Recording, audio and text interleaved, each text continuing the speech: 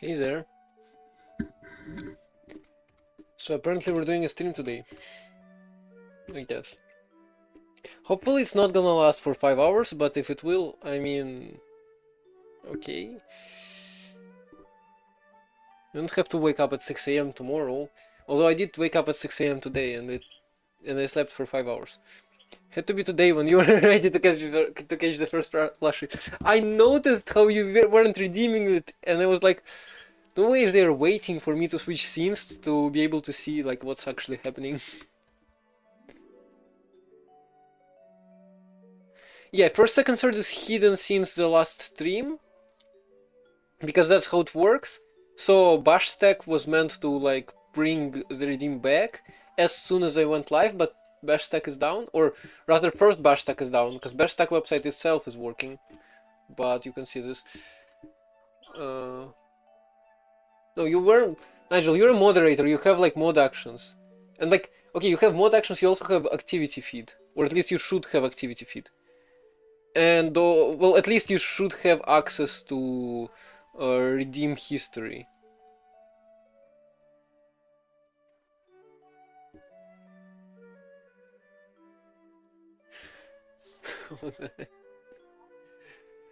When I see first, second, third, I shall be able to see that I see plus plus. Anyway, so yeah, right. Oh, break is done. Oh, right. Yeah, that will explain it. Hold on, I just need to send some pictures.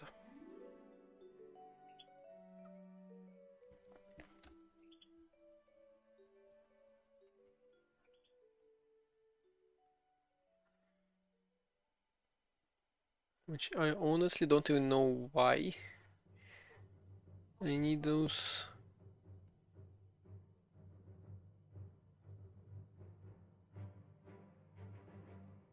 Also, did I can I do this? Oh, I can do this. It is horrible though. So yeah, no. First, second, third is just bad cops thing. First.bashstack.cc or first bashstack. That's like first stranger thingy, but in bashstack, and like, well, that's just bad cops thing. And so I just connected that to my channel, and like it reflects on bad cops leaderboards. But yeah. But plushy stuff attached to it is hosted here. Okay, hold on, I lost it. I also need to get this, this and this. Plushes aren't down, so yeah, you can do some fighting there. Also, I think I have drawn all the new redeem icons.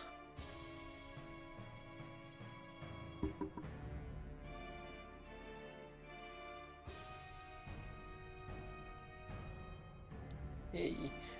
Dungeon Operator, maybe you wanna get on the leaderboard and maybe demolish our first two places.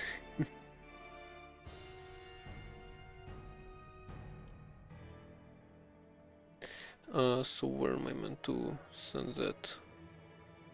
Here. This, that. Then I was meant to crop that. 4. And then I was meant to crop that. 5. Name Gem Rubin. You have Telegram level 8? Whoa. Oh my god, no more parentheses. Oh no.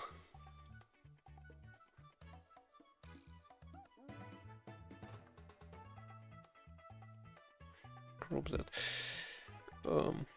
Okay, so that's good enough. 5. Send.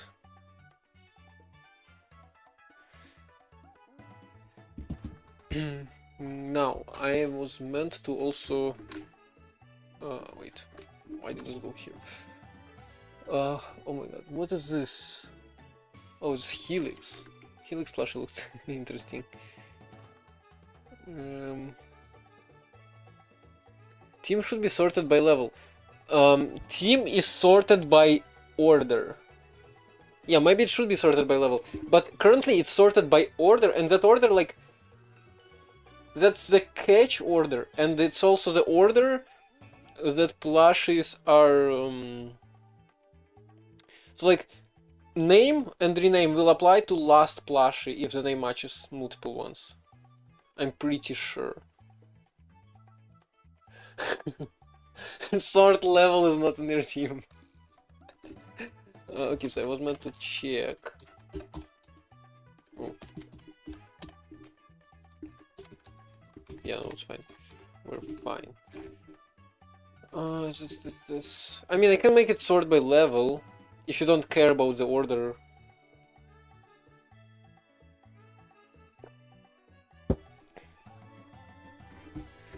But I don't know.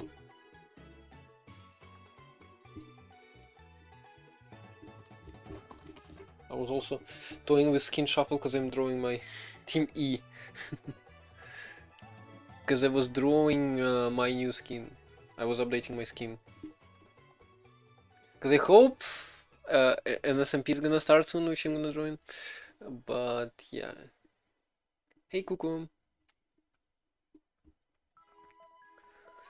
18 plushes. That's the biggest team. I'm pretty sure that's the biggest team someone has. E is in your team. It's right there. Your team. Yeah, right. Rename no E. Are you gonna know in like 2 minutes if I ask you what E means? Are you gonna know what plushes this is? Like I do. I remember. No. That's the answer. Anyway, so yeah, right, control flow. Oh yes, suffering. Of course. It's NixOS. Suffering. Oops, that's wrong. Control flow. Wait. Cuckoo is here. Your chance of catching plushes is over. Rename CoderSOS, huh? You realize it actually named something, Cuckoo. Was it last? No, it wasn't last. What was the last one? You renamed Litterfire Fuchs to CoderSOS. You gave up on double time. Oh no. No way it's that hard. You just watch Sebastian Leg's videos, you just convert, you apply inverse Fourier transform. Inverse of FT, fast Fourier transform, or no wait, regular FT to your sounds, and then you apply. I honestly don't remember what that was. There is like a thing.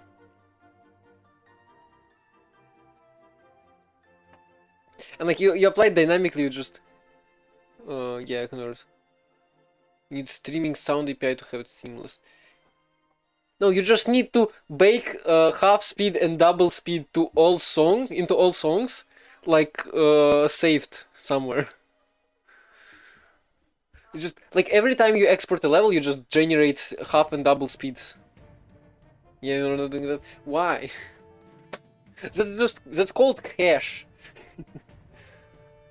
The code guy 1, hey there. Too much memory. You're just gonna be storing 3 times? Well, yeah. 4 times. No. Half plus 1 plus double. There's 3.5 times as much audio. That's not that much, because your like other assets also take a bit.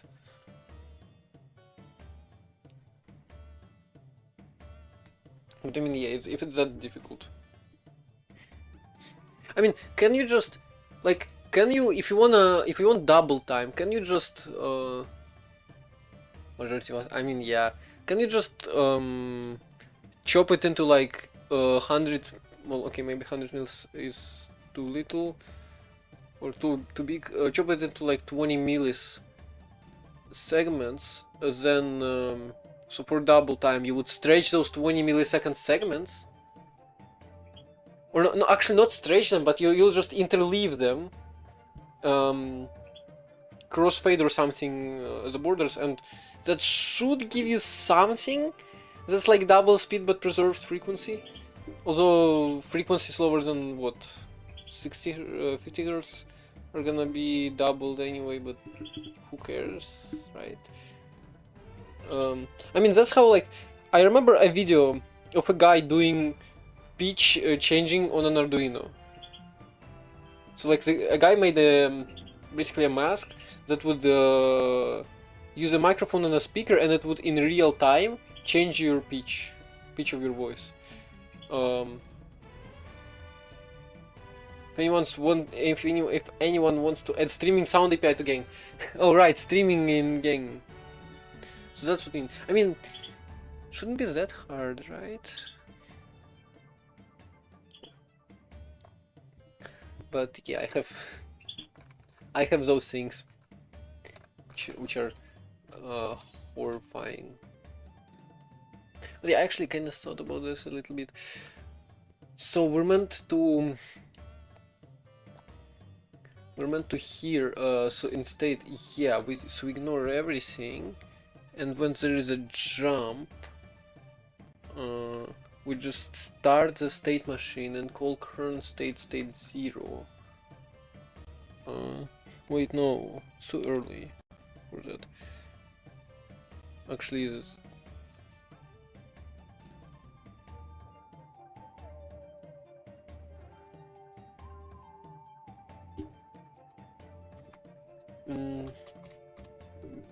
Okay, so I'm gonna make fn init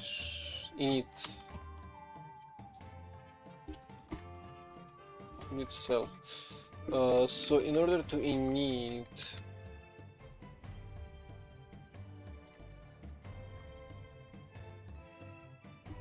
so like init is gonna make sure it's initialized.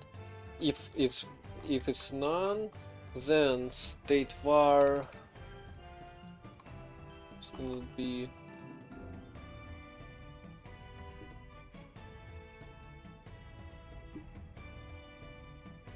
and this is gonna do self init, because I need it to be so I needed to generate jump initial state.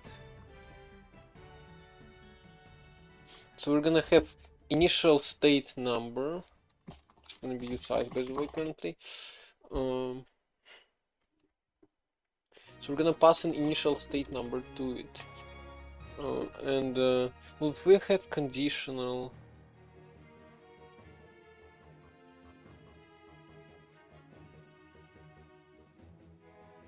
Actually, do I pass an expression here or a value? So if we have a conditional jump, I'll generate I'll generate the states change logic, but I won't generate the continuation.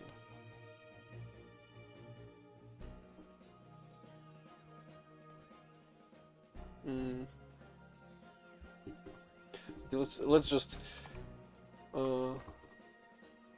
A for a lifetime. Yes, people use TK for a lifetime, and that's the most common name for lifetimes. Very rarely, like, you're lucky that file uses CG for generic name and not just T here, because that's also like a usual thing. Because like for some reason all generic names are just short as possible. You'll literally make a tick code. Well, in my case, it's not tick code. Like, thing is, your generics, unless it's like something specific, they would usually be like very generic. Hence the name. For example, in vector. Well, in vector, okay. In vector, you can call generic an item, but like in any wrapper, and this is a wrapper. very much just a wrapper. It's not a wrapper around CodeGen specifically, it's more of a wrapper around those two things, but it's a wrapper. And like, the lifetime here is a lifetime not of specific things, it's a lifetime that's borrowing what it wraps. And like here it looks like it's just CodeGen, but in reality it's also the state machine itself. And like, yeah, that's complicated to explain, but point is, this lifetime is literally lifetime of the wrapper. So this is the only lifetime for this struct. It's nothing specific, so yeah, I can't really name it. That's the same way I have intrinsics, for example. All my intrinsics take two variables. Well, not all of them, but most of them take two variables, A and B. This one takes just A. What do we what do I say about naming conventions? Just A, AB, and like, yes, here they make total sense what they mean. I was like calling them left hand side and right hand side before, but then I decided, nah, I'll change it to AB. That's variable naming. Anyway, a lock label, state var, and we have next label ID. Okay, so here I'll just do self state next label ID, let ID equals okay, so state, let state equals this, then state plus equals 1, and then I just it's just Q. I mean, we're not wrong. Usual naming of generics is annoying, but like I kind of started using more concrete names, even for lifetimes sometimes. But like here it's just a common thing to do. Okay, so when we place label, it's easy. We ensure the state machine is running. Okay, so I'm just gonna do ensure state here.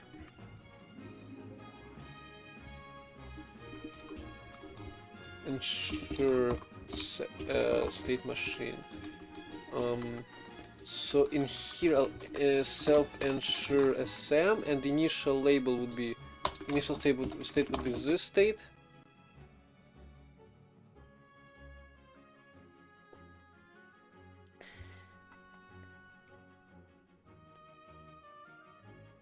Tick code and tick collector, yeah, that makes sense. Rust-C also like uses tick TCX, for example, for TCX, which is type context, which is like the central database struct. Pretty much a singleton as well, but like accessing it is like is pretty complicated. Okay, so ensure SM label, and this is gonna return state var. Or I guess, I mean, okay, so we have two options. Either we start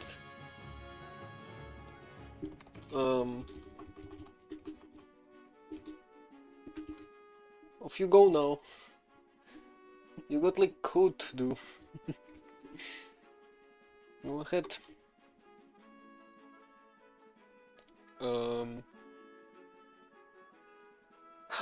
So we have initial case fn wants. Wait. I mean, do I just pass a bool to it? So like we have two options here. There is an option where a label is the start of the state machine, and there is an option where a label is not the start of the state machine. Worst gonna be jumps. Unconditional jump is just wait, what if a label is not yet inserted? Oh my god, that's complicated.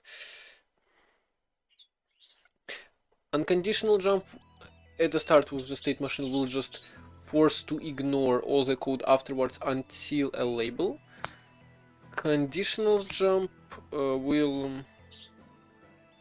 I need a state machine for the state machine generator. State converter or generator state. So we'll have state.state. enum generator state.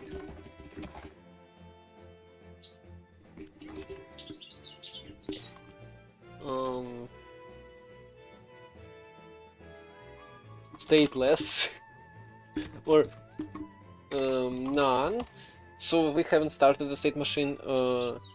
Then we are able to transition to possibly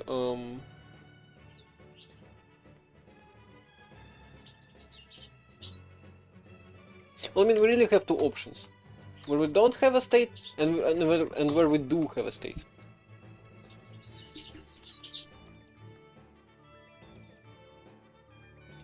So I'm just gonna use resize max for the jump, for stuff after jump, because that's like the only one. Or actually, you know what? I'm gonna unlock label and use that. So we have so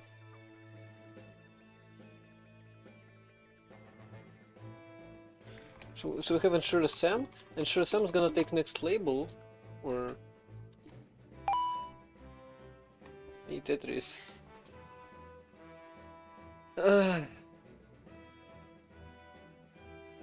Yeah, right.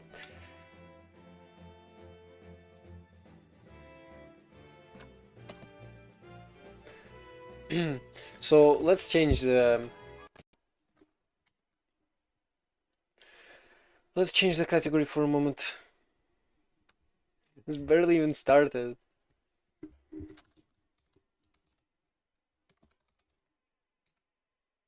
It's that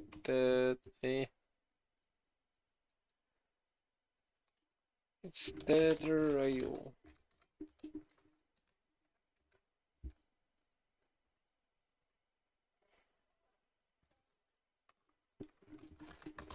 Honestly, I haven't played in a while.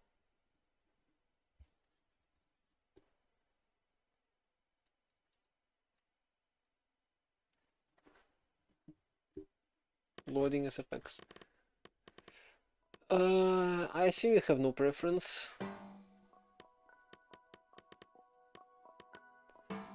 So we'll just do some random modes.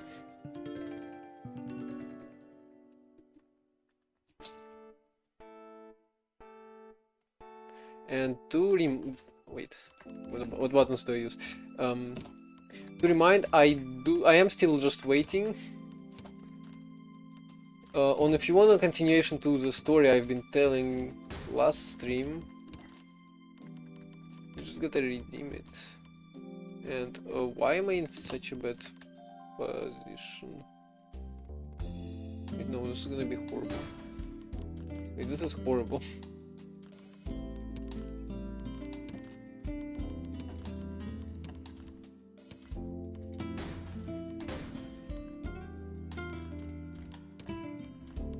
I wonder how professional Tetris players like actually play Tetris. Because I've seen their stacks. They're so clean. I can't even. I just don't understand. Like, it's not luck. It's skill. And how can you do this with just skill? Also, this is bad. Which key do I hold? Oh, this is horrible. This is even worse. And now you're giving me the line. Of course. Just skill issue. Like, actually, it must depend on luck, but no. Like, they're so flat. If you look at #1 Tetris player, and specifically his Tetris effect play, this looks insane. Like, not the speed or anything. It's just flat with a hole to like clear a lot of lines.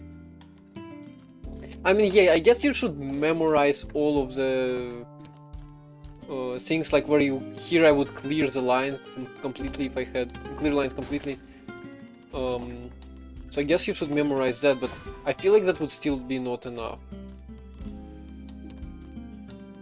Also, this is not my record, not even close.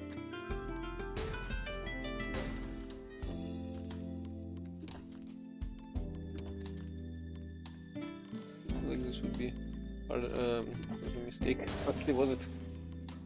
What? Yay! I got a Tetris. Why did I do this? Why did I do this? Okay, I messed up.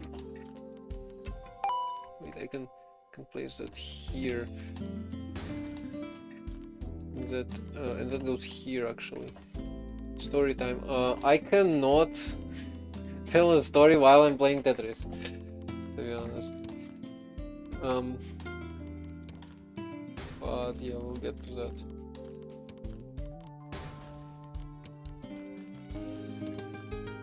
I messed up. Why is there no control V?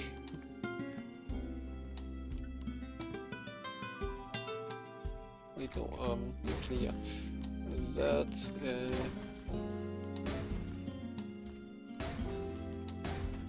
ooh, that was clean. Imagine if I like press space a tick later and the bar would just fall wherever the eyepiece.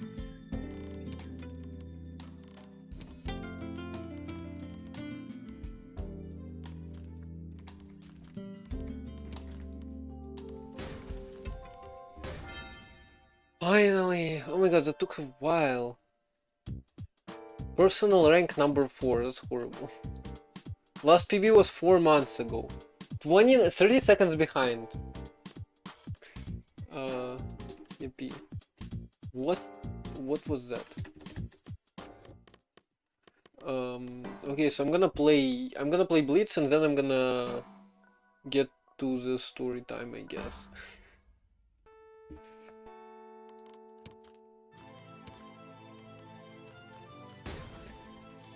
Yeah, I know, playing Tetris, I mean, there is a Zen mode, but telling a story in Zen mode is also not...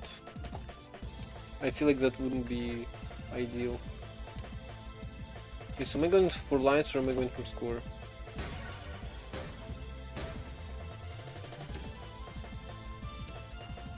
I honestly don't know scoring. Like, I know Tetris should probably give you more than for individual, although actually not sure about that, because like time might be balancing it out anyway. But is there a score bonus for combos? Because I'm pretty sure there should be. Like here, how would a professional Tetris player just get out of this situation? I just need to play like TAS Tetris or something. I need to make a Tetris game mode, and oh my god, what am I doing? This is horrible. Oh, this is awful. Fortunately, I've got some ice to help me.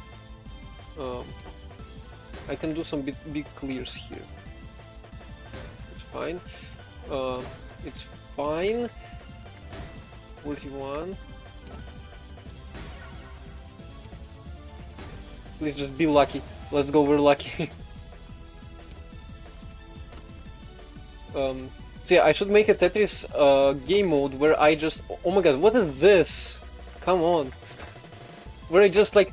I need to... It's like chess puzzles, but instead Tetris, and I need to select the best move. And then I'm just gonna get tested with that. Like with... Okay, that's bad.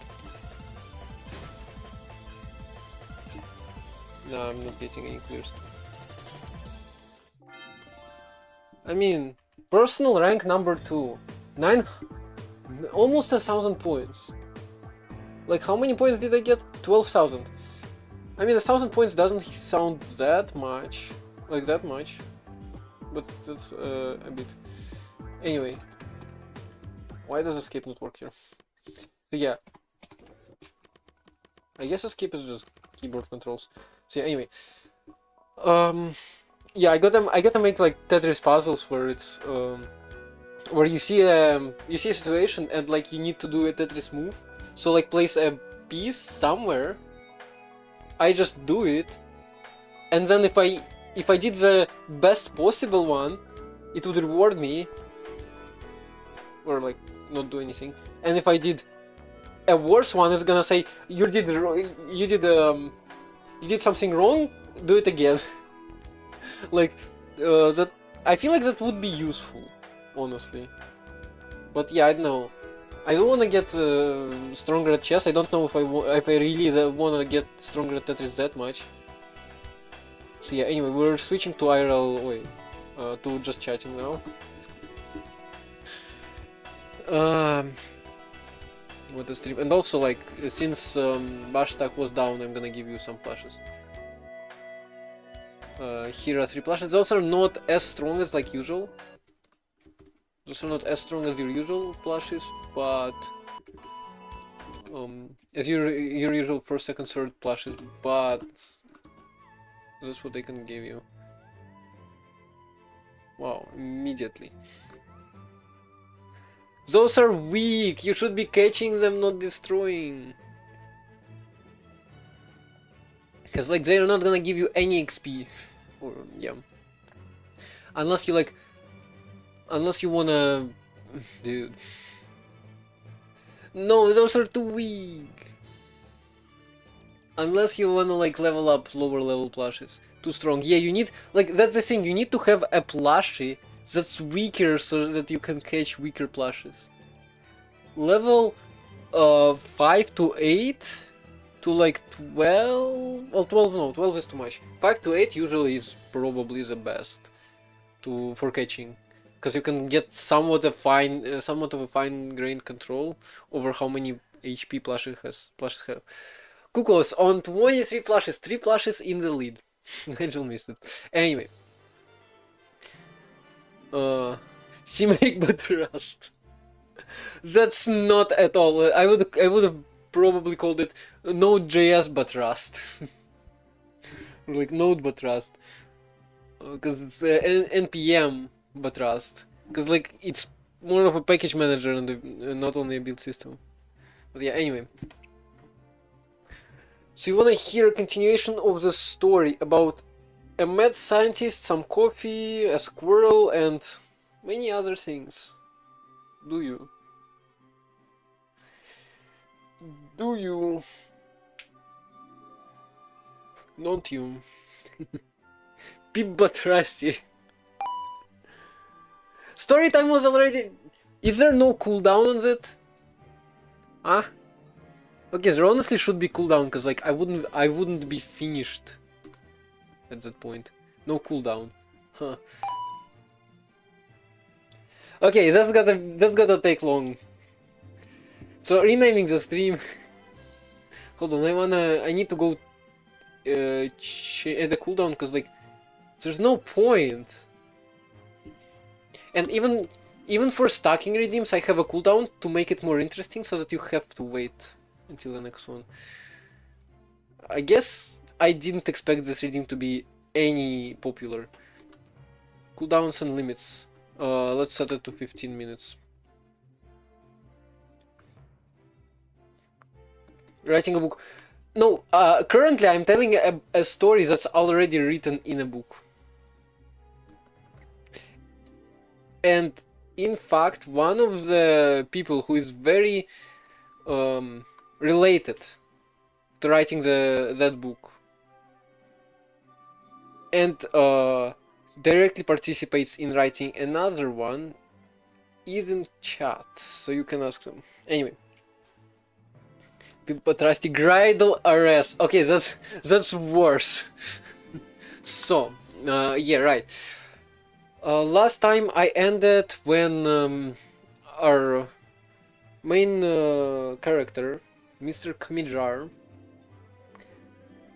was preparing for a long journey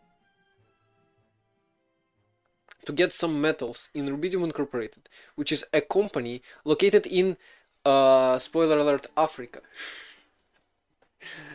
I mean, that's about the place in the book where...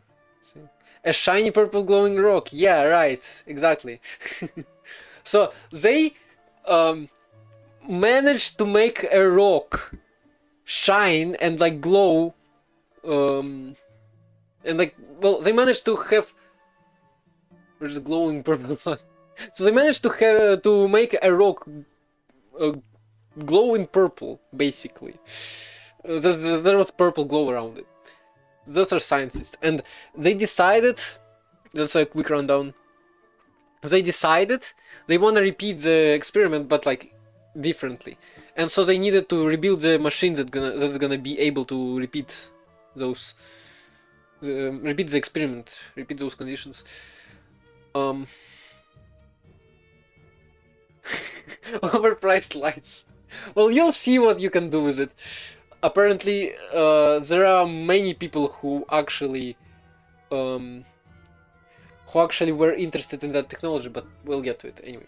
A quick rundown is like they find the one of the experiments yields a purple glowing rock.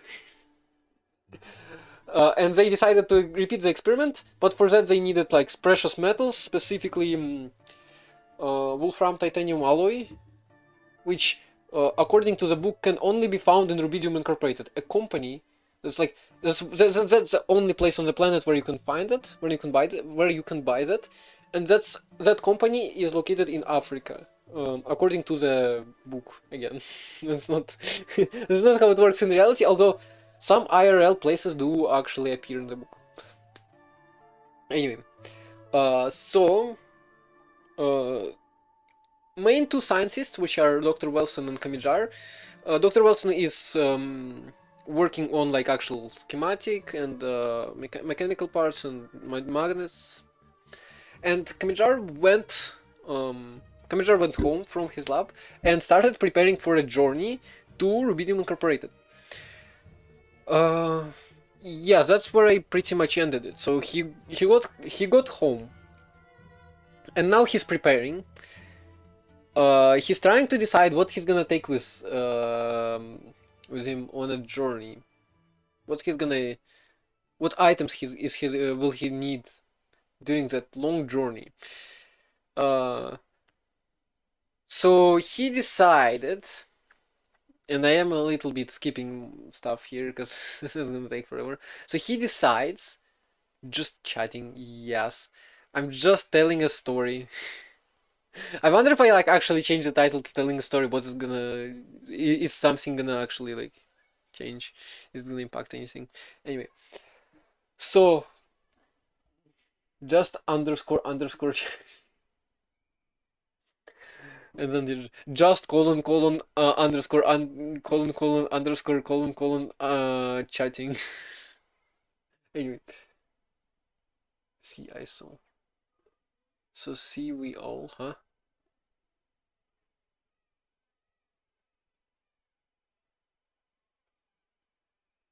Anyway, so Kamijar decides that he's gonna take the following items with him, which are a powerful laptop, obviously, because why not? A paper map. Honestly, I don't know map of what, but it's a paper map. Then he's also gonna take a map of paper. Yeah, like where on the planet can you buy paper? Or like a map of where the paper is thick and where it's thinner, usually, or something. Well, anyway, a paper map, which I guess he just bought from a cartographer for like for a million ST, which is PT.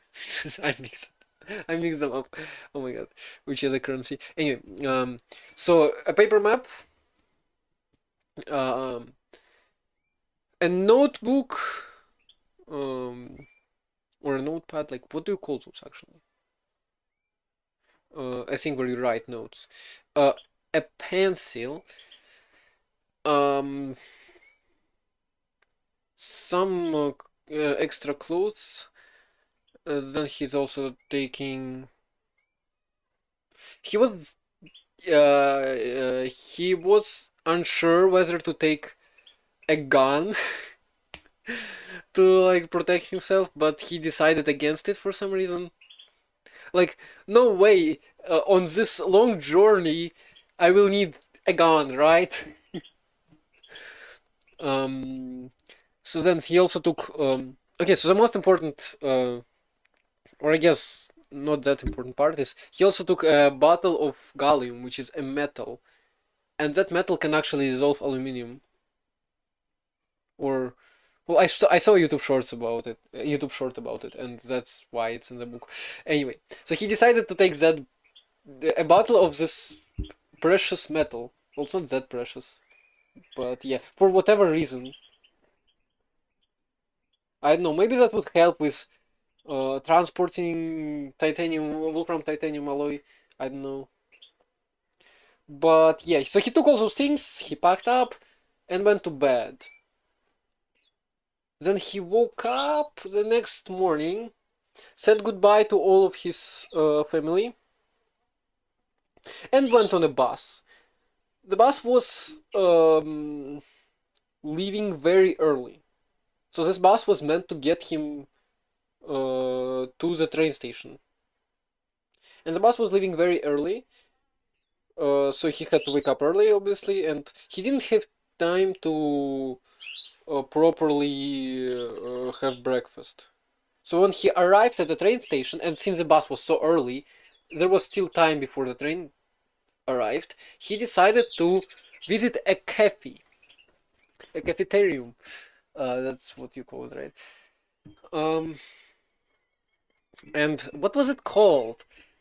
Oh, I'll need to pull up translate Google Chrome to translate the name, right?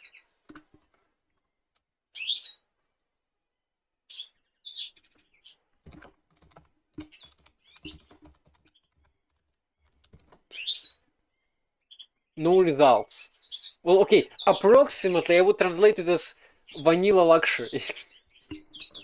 That's like what the name was, something like that.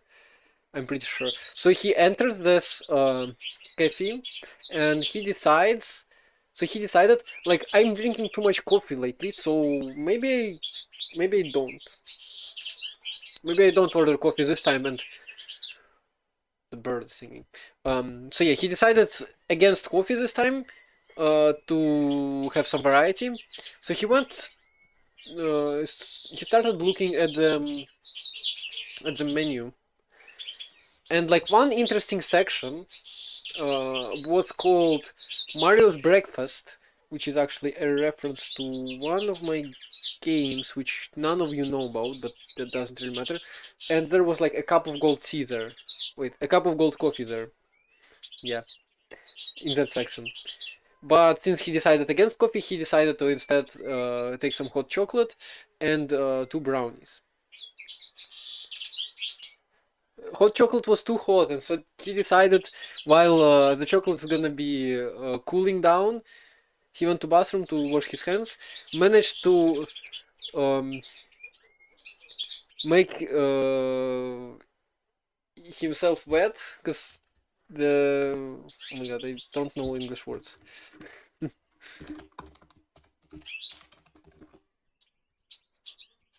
Why does translate Google Chrome not work? Oh, because I'm typing in language search. Oh, that explains a lot. Oh, right. Okay, so that's embarrassing. So, yeah. The sink was very small, so part of the water ended up on his jeans or pants or something.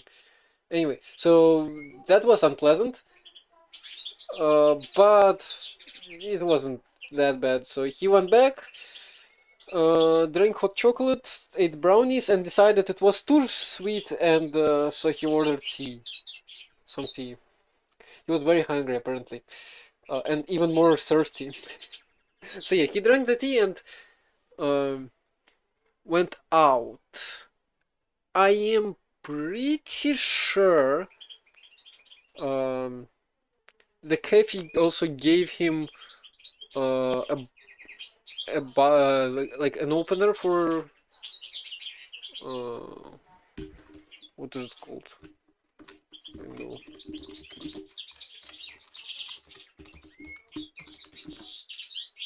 Yeah, well, it's not translated as an opener. Well, yeah. So I'm pretty sure the cafe gave him an opener, but he decided that he doesn't need it, and so he threw it away. And I can see, actually no, I can't see delay.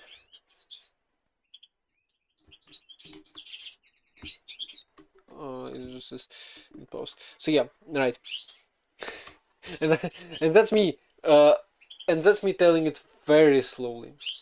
Anyway, so he went to. So he left the cafe. A train arrived. He found his card. Sat on a couch, or what do you call those? On a seat, and started staring at the window. I really need to step up my English, like the English for literacy, that art style of language with fancy words and everything.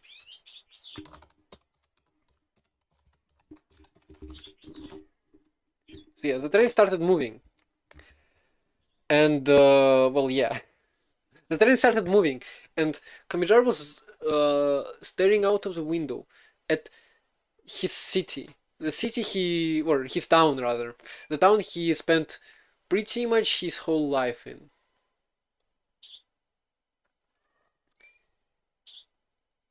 Then the town changed to forest, morphed into a forest, let's say that. And suddenly he was looking at big, high, green trees. I don't know what else to say. that those all those adjectives feel. No, it's just the train is moving, and so the town ended, and there is a forest.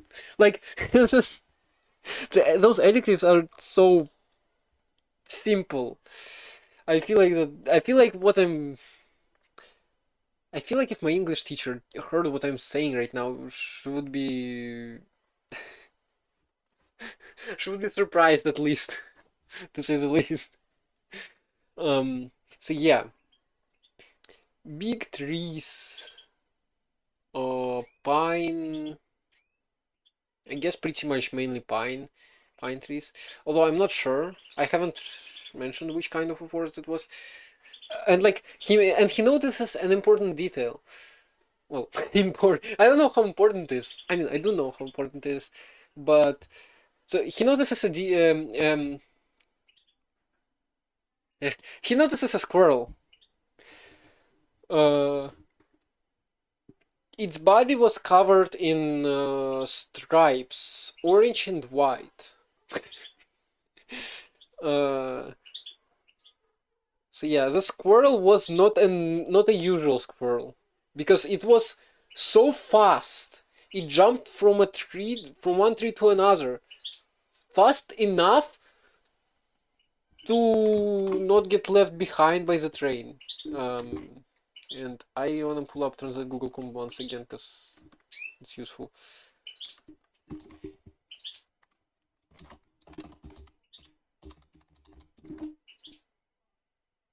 Well, yeah, that's what it translates. So yeah, a squirrel was fast enough to basically race against the train, and so he stared out of the window at the squirrel for a good portion of the journey, or a good portion of the train ride, for a solid couple of hours. He also noted this in his notepad, by the way. But yeah, the squirrel was the squirrel was fast. Let's just say, after a couple of hours, we finally hit a stop, and he decided to walk outside, stretch his legs, get some air. Um, yeah, exactly what gamers don't do, and programmers as well. So and also another reason to get outside was a music museum.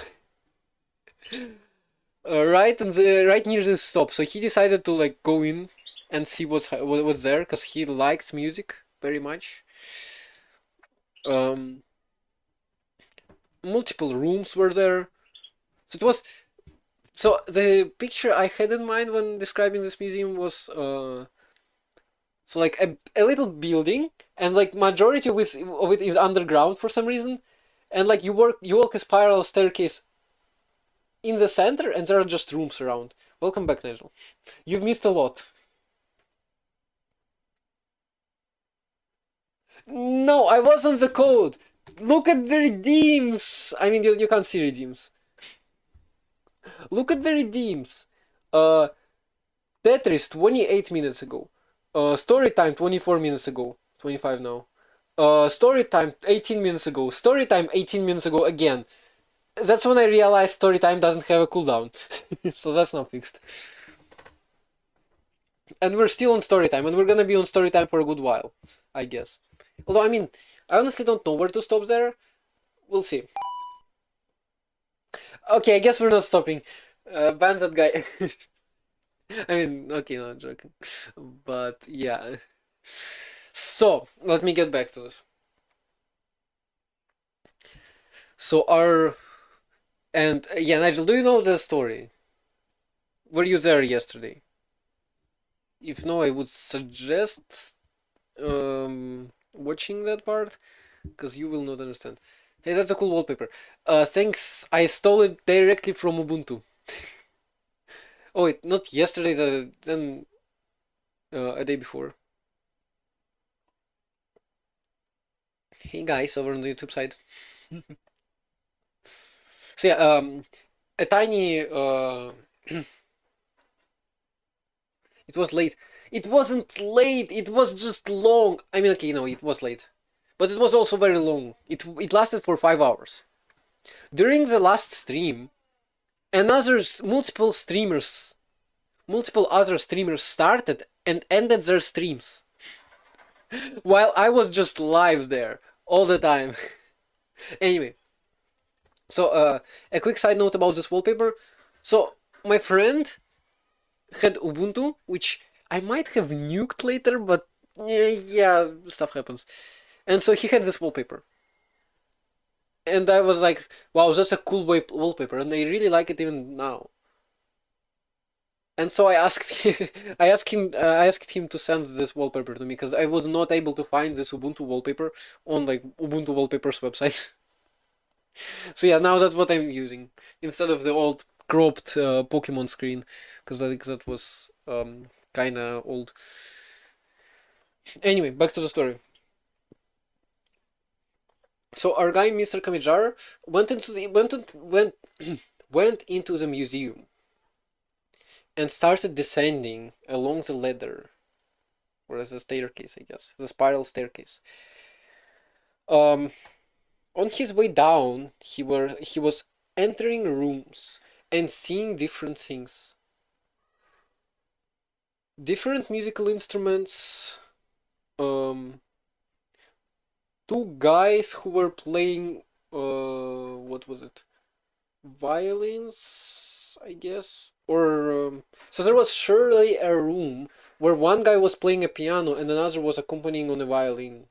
That I remember. I'm pretty sure. Then there was also a guitar, I think. What was there? Honestly, I don't remember. So there were just many rooms with many different instruments, some people who were playing them. There was an organ. But at the center, at the very bottom, to be honest, like, at the center, at the very bottom, should really be the organ. Or, what do you pronounce it as? Pipe organ. But instead, for some reason, at the center, at the very bottom, there was a piano which was 150 years old. But yeah, so he saw the piano. Maybe he got to play it. We'll never know. I'll never tell you. Or maybe I will. Who knows? And yeah, so that was a fun journey, a fun little stop. But the train was about to move again. Oh my god, the ads. I guess I have 2 minutes until ads to like finish this part. So yeah, he went up and left the museum. They also gifted him another opener with the museum's logo, but he decided he doesn't need it and threw it away as well. How rude. Mr. Kamildar, how rude. That opener maybe could have saved your life, but like you didn't listen. I mean, nobody told him that. I mean, to be honest, it probably wouldn't save his life. I don't know. But yeah, so he threw away the opener, and he went to the train. On his way, he almost stepped on a little creature. He didn't see what it was because it was so fast. It just like it disappeared right under his leg, right under his foot, into a nearest bush. So yeah, he noticed that, and then he went to the train. Squirrel. A very well-known squirrel. Anyway. So he got back to the train, found his coupe, I think you can pronounce that, and sat there. The train started moving, and he fell asleep. Because it's like, we were, it was, well, he decided to take a nap, basically. Or involuntarily did that, I don't know. Just happened. Anyway, ad starts in 10 seconds. I'm gonna wait for the net break to finish, and okay, I'm gonna continue after that. Although during the net, I'm gonna quickly switch to coding.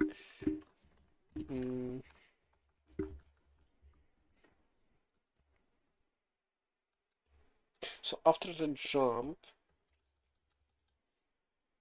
we can generate, after unconditional jump, we generate some code. After unconditional jumps, we must be generating code. Game just coding? Nah, I'm just waiting for a net. Because I have no idea when it starts and when it ends.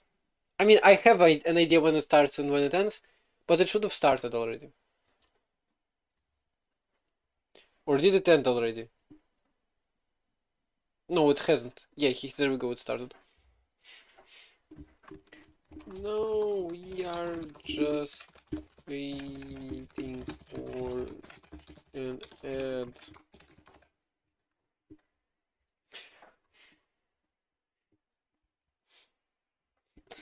To be honest, Penguin Operator, you are a moderator, you can change it. Or can you? Or do you need to be an editor for that?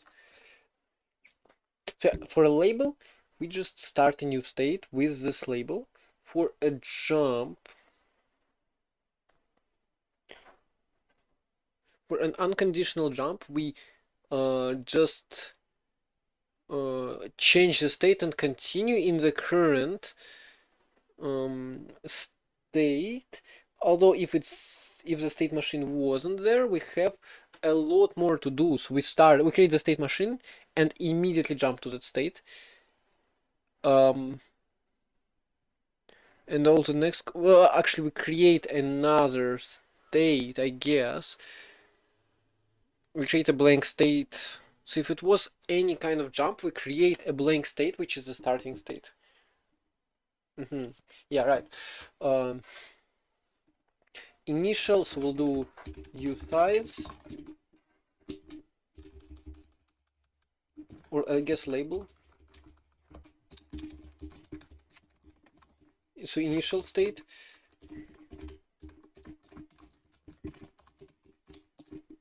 Fn1, so it returns the label that takes mute self and returns the label. So this just does that. For jump and C jump, we just do self alloc label.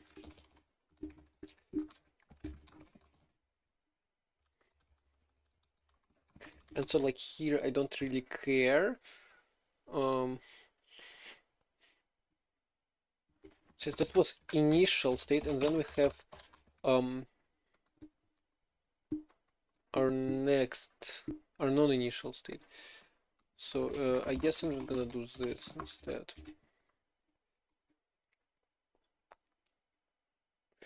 So it's gonna be this. So this is the state. Ensures needing victim closure, parsing, Rust trade, if a file of some sort. So slang is TypeScript. Just use Orco. Oh, are ads done? I guess ads are done. So yeah, just use Orco. You just use Orco to compile everything to TypeScript, and you can just use it. But yeah, in TypeScript, I feel like if a file isn't worth it, and you should just find a crate. Oh wait, find a JavaScript / TypeScript library on the internet. But yeah, anyway. So, yeah, Mr. Kamijaro decided to take a nap in the train. I wonder who's gonna have to implement all that. I mean, you were already implementing TypeScript backend. And like, I am already implementing a Rust frontend. So it should be easy, right? I mean, no, it's not, but still. Anyway. So, right. Yeah. What was I saying? You don't want to self-host Orco. No, you don't have to. You don't have to self-host. You just have to write a. Well, I mean, you don't have to do anything, but you can just write a backend, and I'll take care of the rest. TypeScript backend is not self-hosting. It's a CodeGen backend. You need to make it just as good as C, or even you don't even have to do it. You don't even have to have it as complete as C because TypeScript. Because TypeScript doesn't have gotos. And so you can just use one of the things I'm working on right now, which is ACF to BCF state machine to get rid of arbitrary control flow. Well, yeah. Anyway, the story, right? What was I on? Say he decided to take a nap in the train, and when he actually woke up, have upgraded. Yes, I have upgraded to NixOS 2605. And by the way, I forgot the music, or it just broke.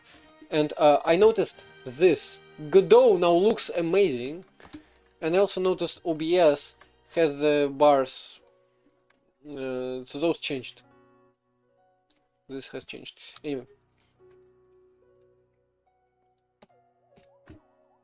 Anyway. So yeah, right. So when he woke up, he noticed that translate Google.com was there. Because I'm saying this word. Yeah, it's what is it pronounced? Coupe. Coupe. Oh yeah, coupe. So he noticed that in his coupe there was another person. I need more translate Google.com.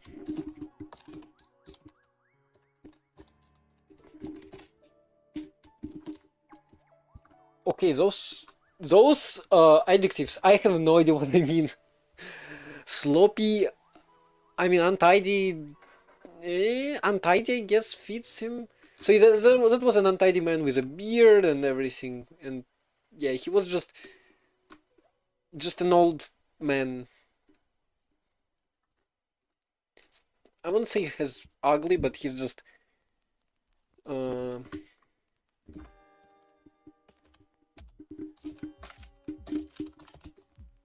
he's just unkempt. Unkempt. I honestly have no idea what this means. Especially of a person having an untidy or disheveled appearance. Exactly. Do I use Nix Develop for Rust, and does cargo work good in that Nix shell? No, I don't use Nix Develop for Rust because I like my Rust to be controlled by Rustup. and so all the packages too. But I do use want to parse in JavaScript. JavaScript is slow. I'd rather have it as a dilib. Oh my god, that's painful. Nigel. So yeah, right. I am using Nix Flakes for like extra dependencies, but I pretty much never use it to like actually compile Rust. Although I actually no, I have tried it once. And there's also Crane, and there are like also other things. You know what? I tried the the official NixOS way. Let me just, and yes, that's a side tangent. NixOS Rust, or just Nix Rust. So on the wiki,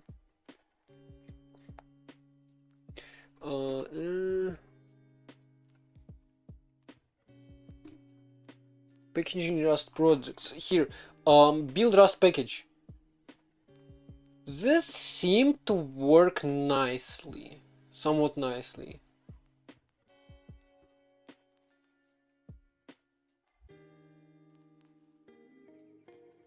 Although, I don't know, I feel like it was missing something still.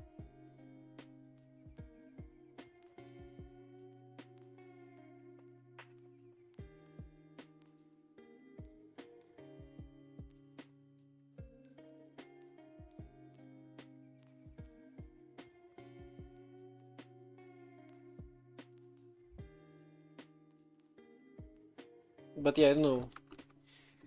Dependency wise, it's missing stuff. Anyway, so yeah, right.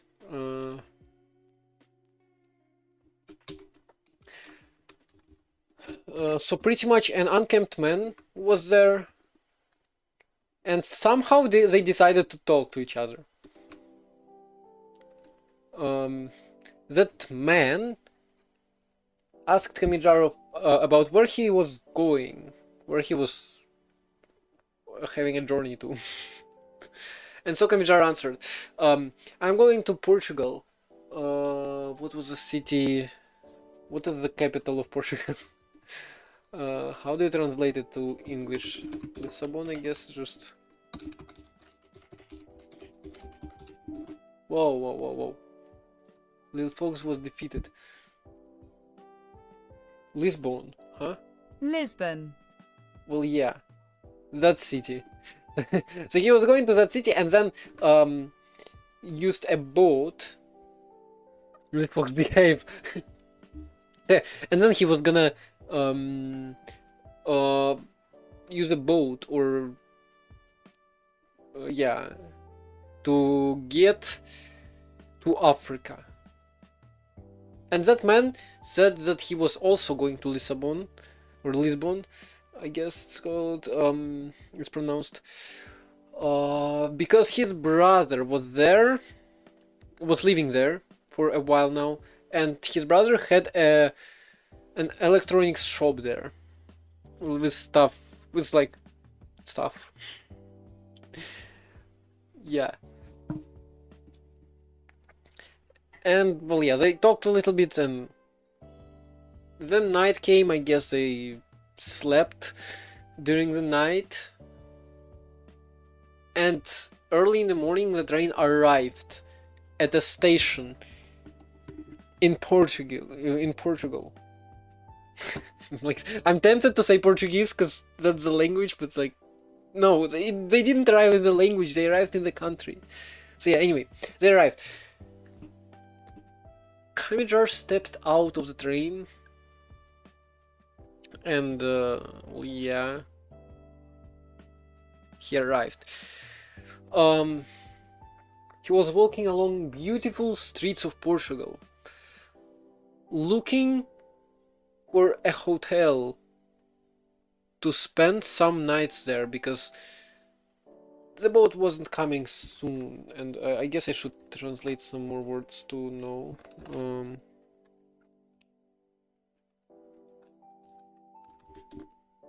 Liner? Huh? I mean, that's not the liner that I meant, I guess. Oh, it is. Cruise liner. Cruise. Cruise liner. Oh yeah.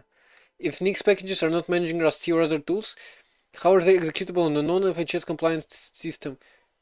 Honestly, I don't know. Honestly, like, that's a great question. Oh, it's still in SW Bean. Somehow. So it's a symbolic link to Nextdoor Rusty, which I feel like is a symbolic link. Yeah, look. So Rusty is a symbolic link to Rustup, and Rustup is a non-NixOS binary. And if I like to take a look at and I mean, non-FHS binaries actually do run on NixOS. They just need so okay. Worth mentioning, any non-FHS binaries actually work perfectly on NixOS as long as their linker is set to the correct linker.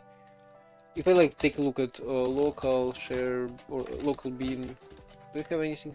No, I don't. Wait, local share cargo bean. For example, ASM LSP file. So interpreter, yeah. So as long as the interpreter is set to the correct dynamic linker, they're gonna run. However, all of the dynamic libraries are just not there. You can fix it by adding stuff to LD library path. LD library path, or there is also an alternative which is Nix LD library path, which is it's just the same, but it's Nix. So there's like barely any difference between the two. So if you like add all your dependency shared objects there, then any binaries are gonna run fine. And that's how Nix actually like runs packages mostly. So if I take a look at file this rust up, so this is an elf, and if I ldd, well, yeah, oh yeah, right. So Nix actually patches airpath inside of those binaries.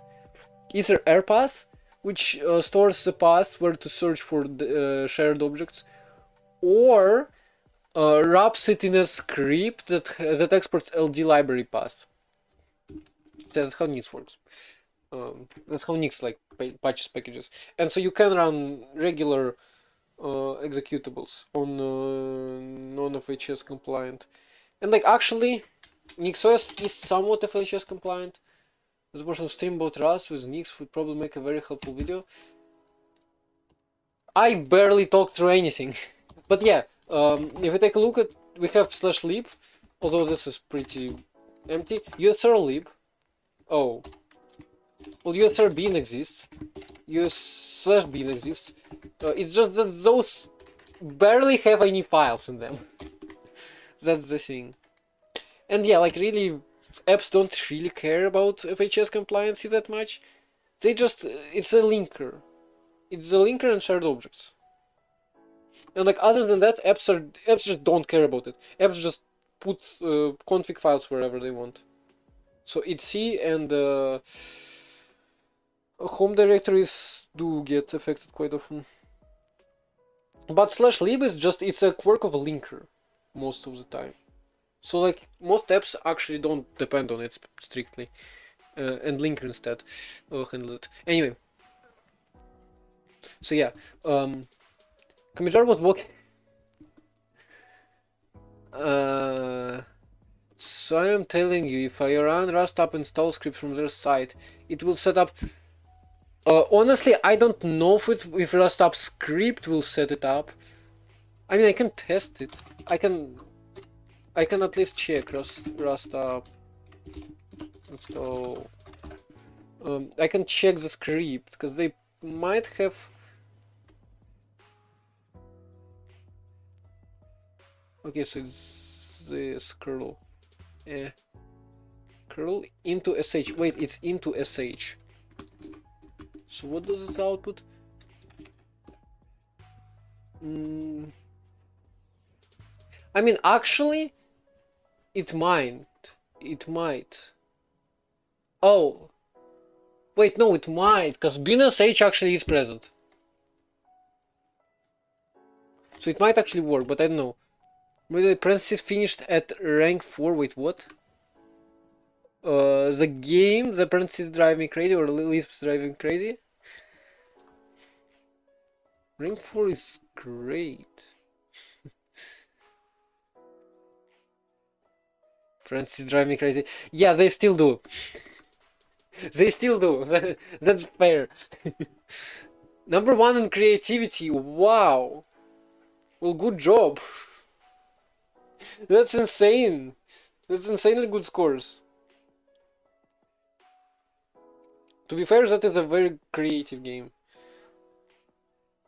But I do find controls annoying. Maybe it's just me. To be honest, I'm not really a mouse user. Number 2 was your favorite game though. Anyway, so let me just finish this part of the story. I am not gonna get to the end of chapter 2 because chapter 2 is ginormous. It's huge. But I do wanna get I do wanna get somewhere. So he was walking along the street trying to find a hotel. And so he saw a hotel, a 5-star one. Entered it and it was full. There were no spare places, no spare rooms. They told him to leave his phone number, but he decided not to, and decided to search for some more. So he went outside again, and before he knew it, he saw a restaurant of I'm pretty sure that was the Ocean. It was called an Ocean, and that was a restaurant of ocean food, or something, of seafood, or what do you call it? Well, sushi and like all those stuff. So he ordered lemonade and sushi. I'm pretty sure.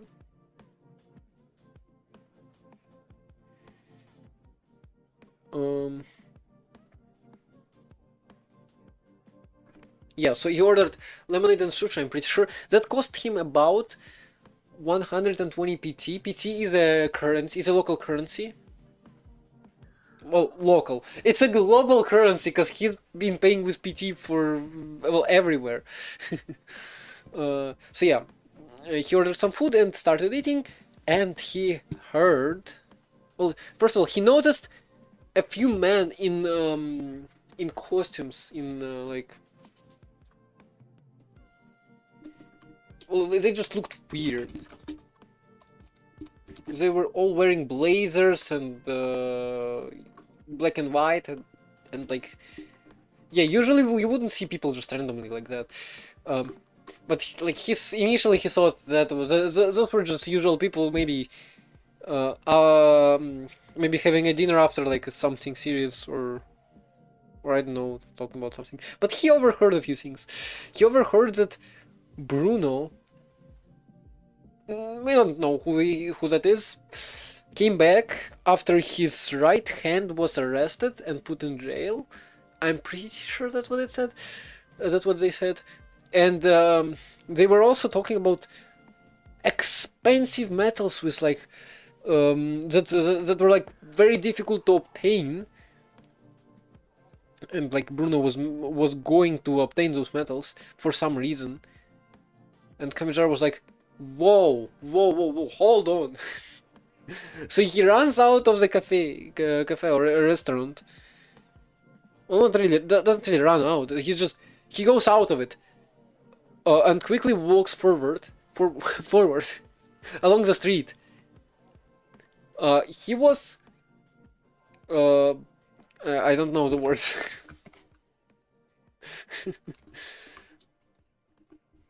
So he was shocked. He was. Does Bamboozled be there?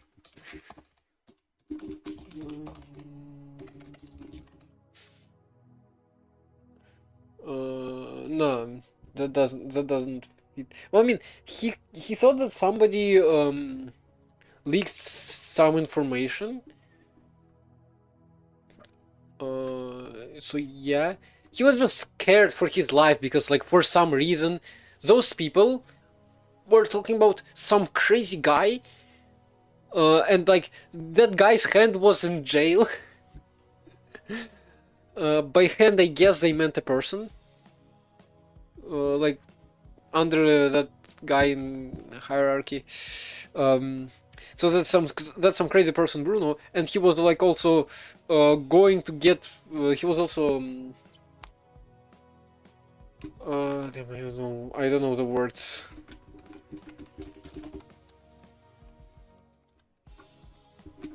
He was also hunting. I mean, does that fit in? Does it fit in? So he was trying to buy those precious metals as well. Some very expensive metal. And so Kamijara was like, somebody definitely leaked something, and that's like not a good sign. So he was scared, and he went running down the street. I mean, originally it wasn't there, but let's just enhance it a little bit.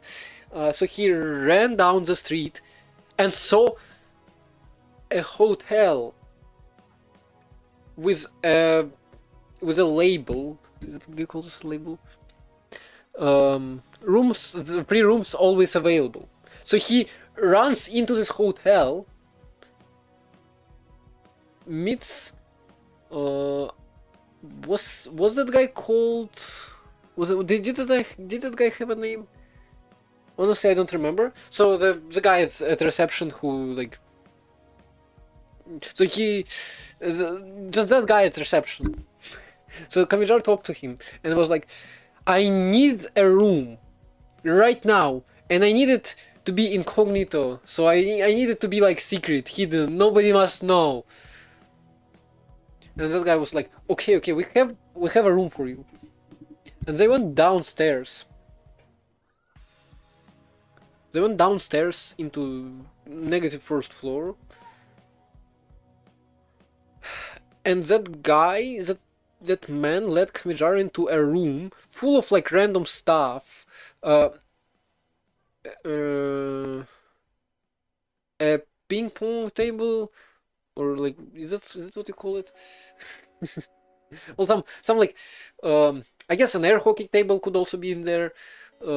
Bikes, like random stuff, a couch, a fridge, like all those, a lot of tiny things just in one room, in one little room. And he was like, you can stay here. Nobody will know that the room we used to we as in translate Google Chrome. I'm gonna learn so many words like that.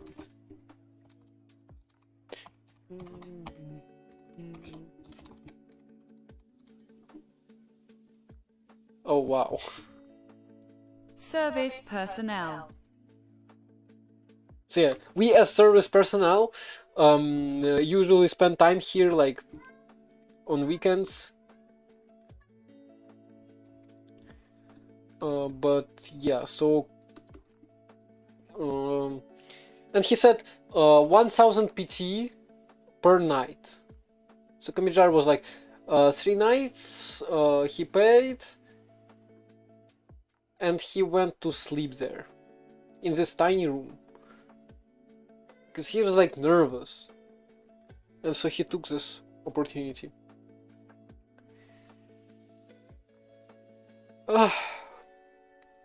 I think that's good for now. So that's like about 1/4 into chapter 1, maybe 1/3. So yeah, let's switch back to software and game development, and you will have to wait for the next stream to hear the continuation. I hope you like the story so far, but it's so disconnected. Maybe I should clip it. You know what? Somebody tell me. Actually, I'm gonna put a marker in here. How do you put a marker?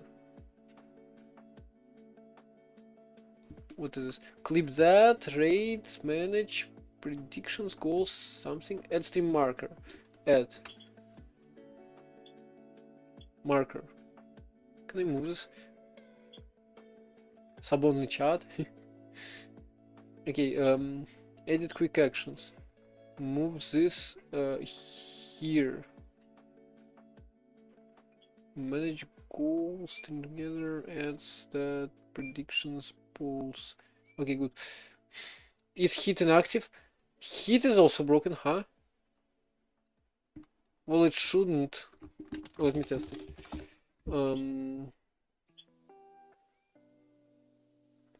Okay, so heat is broken. Nah, that's not a free plushie, no. So heat seems to be broken. Hold on. Walls at. Huh? Oh, right. I had debug logs there. Debug. I'm pretty sure if I just restart it will be fine. So restart the overlay.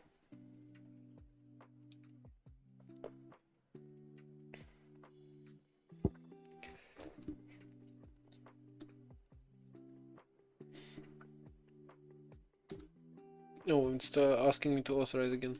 Ooh, authorization might be bad. Okay, can you test it again, please? Heat message connected to Heat API server. Also, I should change to green heat. Green heat is better. But yeah, anyway. So that was the story. Who was listening? May I ask you? People who actually listened, did you like it or not? Please just say in chat if you were listening. I just wonder how many people are. Yeah. Well, you Cuckoo, you're probably the only one, to be honest, who was actually listening. Because you're probably the only one, except for that another person, who knows the story in advance, and for some reason still wants to hear it in English as well.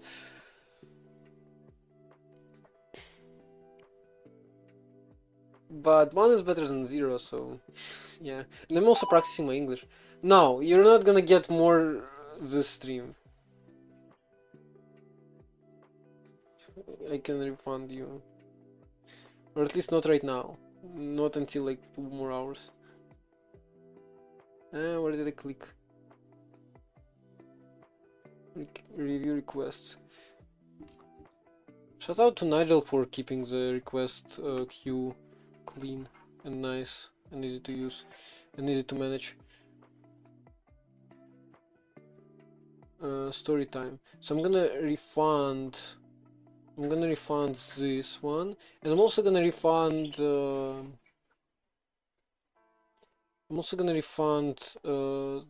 this one because there were doubles, and the rest of them I think I'm just gonna complete.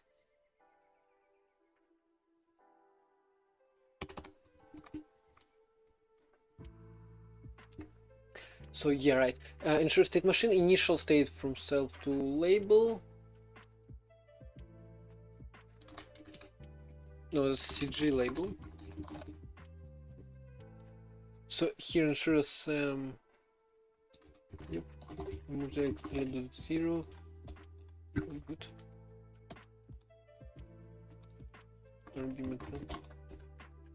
What's with this poor Firefox? You destroyed Firefox. You're killing it, aren't you?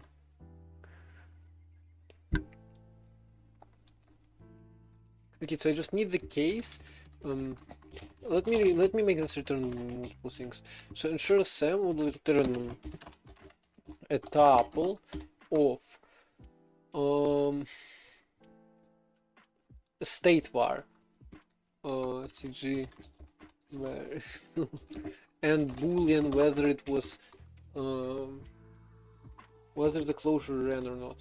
So if it's none, then I create state var, then I create a loop,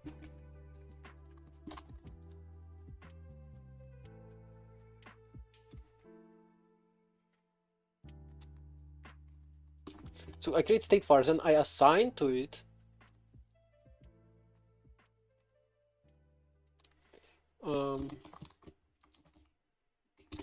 with label 0 equals initial state self, then self code gen assign state var so that's target into I think it's good one. Values label 0 value.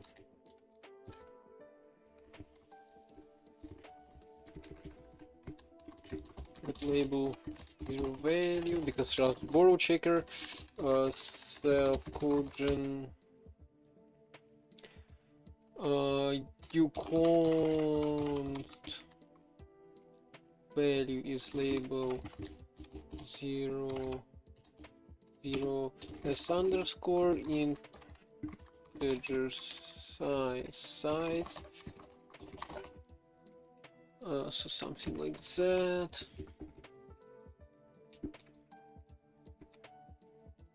Why are you angry? Because I'm not returning stuff, aren't you? No.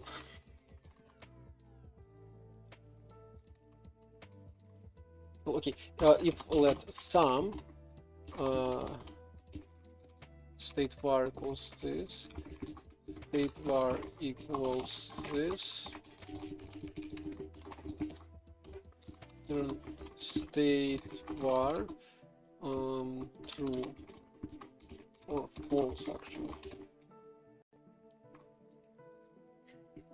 Okay, true. Otherwise we'll return. Actually, no, false. Okay, false. Just make up my mind. Make up your mind, dude. So in here I'm gonna return state var true. Some part of it remains. You're just destroying it.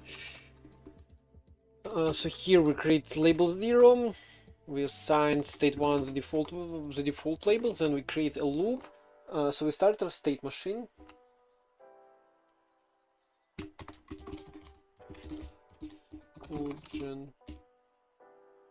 How close is it to dying? Very close. Nigel just needs one hit for it to die. Although to be fair, Nigel needs one hit for pretty much any other plushie to die.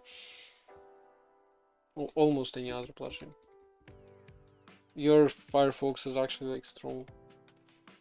Okay, so we'll do self-coding BCF if condition. So that's our label.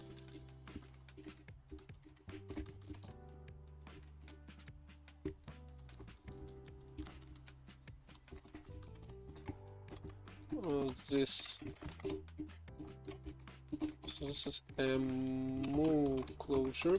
This codegen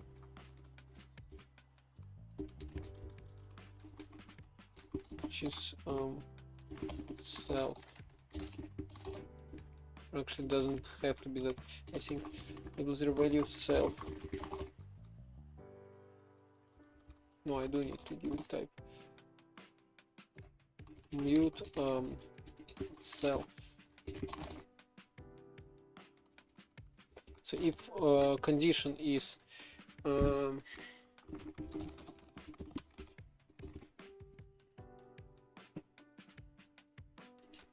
actually not, I'm gonna create some helper functions. So we have state, self state var,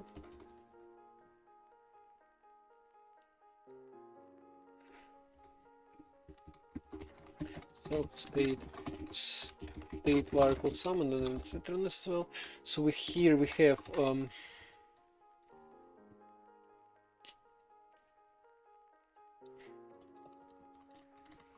switch state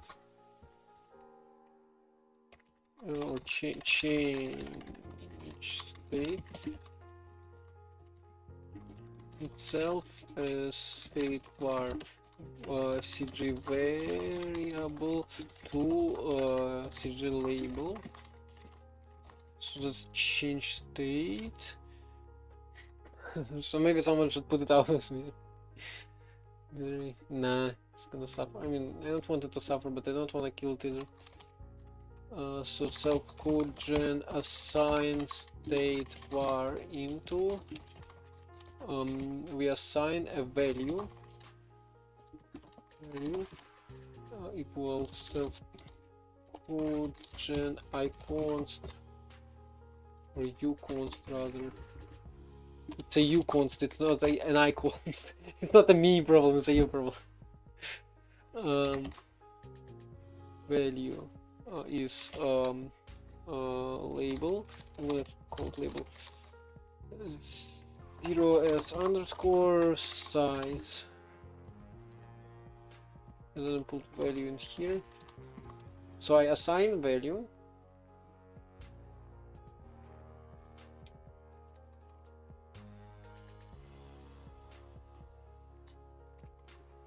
or rather that state fn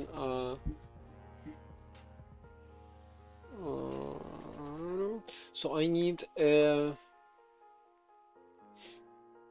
begin state state var cg variable label cg label. So I'm gonna generate a value again and then self-codegen intrinsics eq. So if state var is equal to value, var equals self-codegen read state var into, then var if condition equals this, then we'll do self-codegen if bcf if, so if condition, then first bool, here I'll also do first bool, change state, if not first, then we'll do self-codegen continue or bcf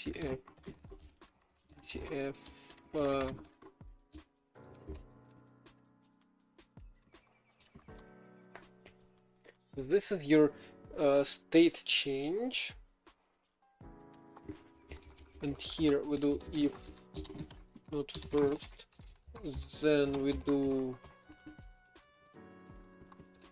self-codegen bcf and or else as well.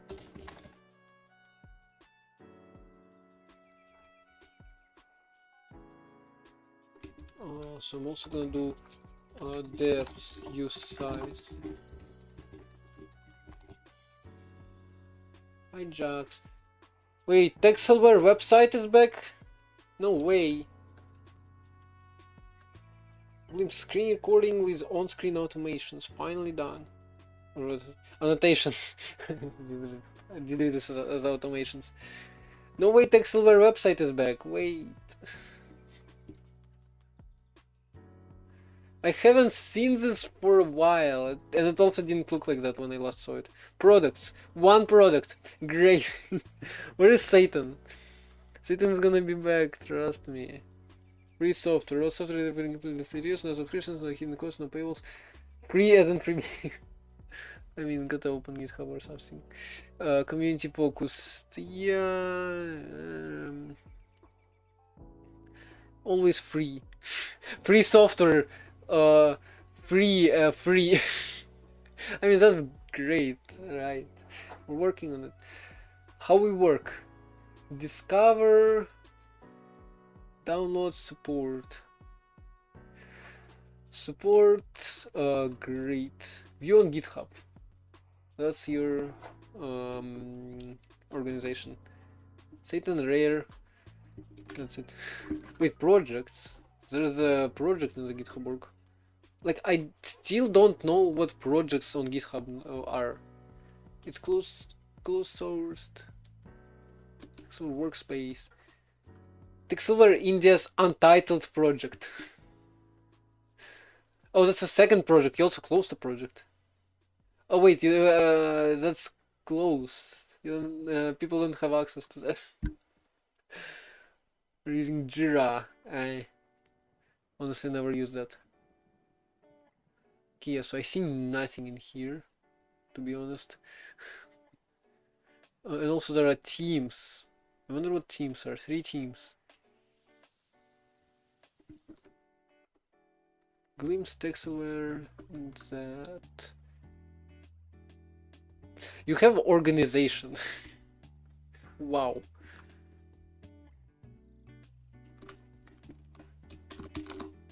Like it's somewhat organized. Oops. Close. So yeah, I wanted to take a look at Glimpse. Where is Linux build? By the way, where is the Linux build? It's run the background. Toggle toolbar. Customizable shortcuts. Yes, it's gonna be a pain to implement on Wayland, but still possible. I mean, actually, it shouldn't be that painful, right? Like, uLauncher somehow has shortcuts. But you'll have to have a diamond. I mean, you don't have to use a diamond, do you? If you can just make the CLI nice. And make it launch faster. It's made in Rust. You can make the Linux build. I mean, it's probably not gonna work out of the box if you don't have a Linux build already, right?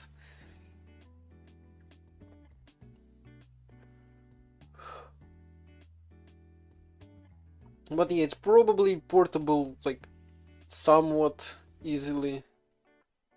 Well, okay, I'm not gonna say it's easy, but it is probably very portable. I don't have Jira. I never use Jira, and I don't know if I want to be honest. But yeah, if I had time, maybe I would.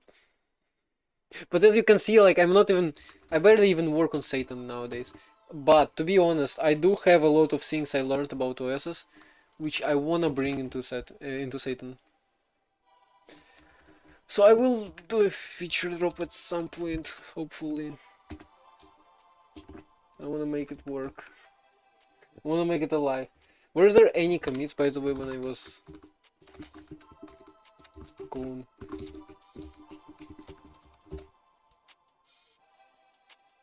I assume no. I assume nobody was just working on it.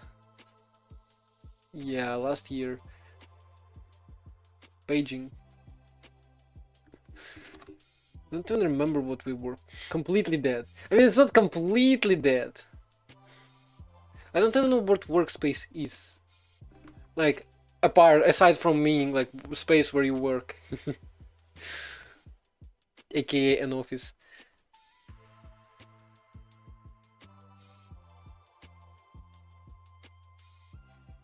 But yeah, no, I know a fair bit more now about OS design.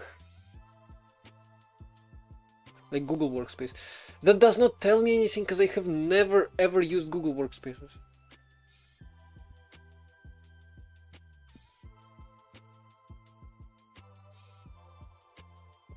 So begin state, we have condition, so we do this, and depth. Yeah, depth initializes to 0. Now, depth plus equals 1. So in the end we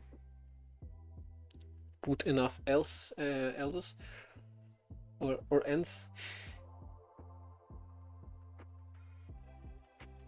Actually, I don't even need first. Working on Linux build, yay!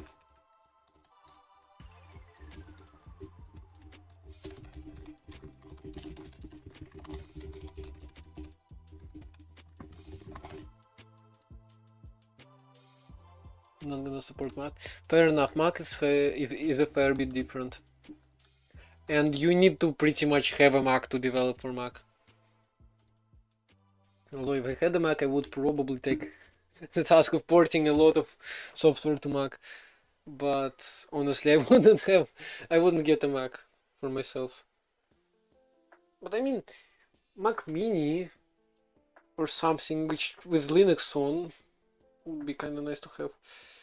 But nah, I would not be working on a Mac on macOS. Probably, it would just feel too limiting. Like, I came to Linux, I don't have as much software as on Windows, but I have much more freedom, and to be honest, like, I have a lot of software. But coming to Mac is like yields no benefits for me, I feel like. And that again cuts my possibilities. By Mac I mean Mac OS, not hardware. Although I also heard that hardware on Macs isn't ideal, except for like M1, M2, M3.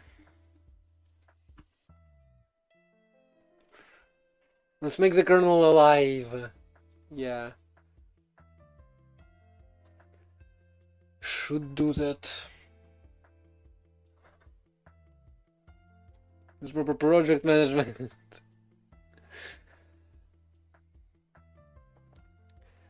Okay, so first, I don't really need that either, because I have depth again. So if self-state depth is above 0, wait, if it's not above, see, if it's above 0, then we generate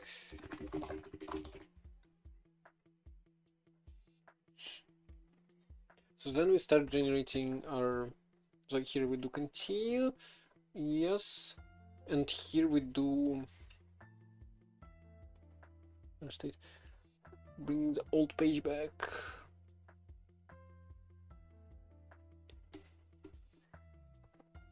Assign, so yeah, here instead of this I'm gonna do self begin state labels state var label 0, and to be honest I'm also gonna do self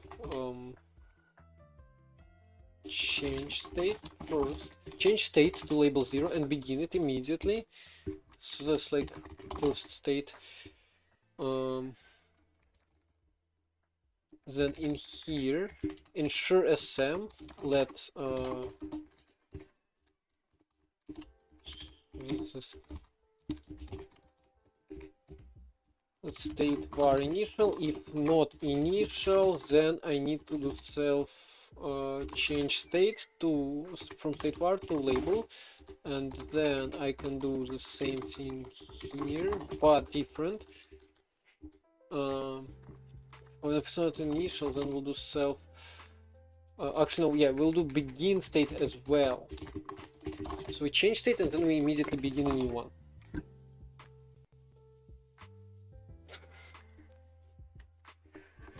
My picture's gonna be there. I need a picture. I mean, to be honest, I really need a profile picture. Like, I actually need a profile picture. Because my profile picture is from 2019. And while most of my profile pictures are now replaced with my logo, I really need like an actual profile picture which I can use. Because, dude, this photo is 7 years old now. Where I'm gonna... Yeah, right. I need to get a new one.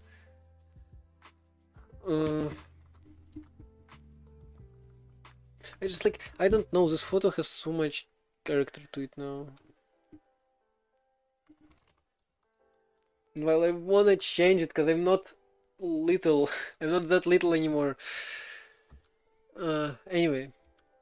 So here we change and immediately begin, and here we just change to label, and here conditional jump is more difficult.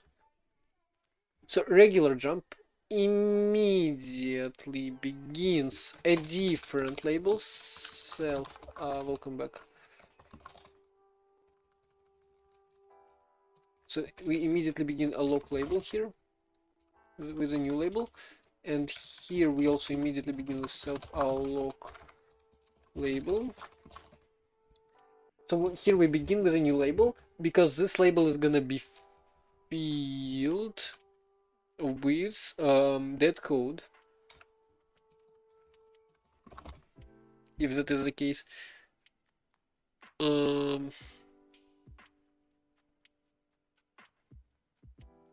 And then in that label we immediately change our state to another.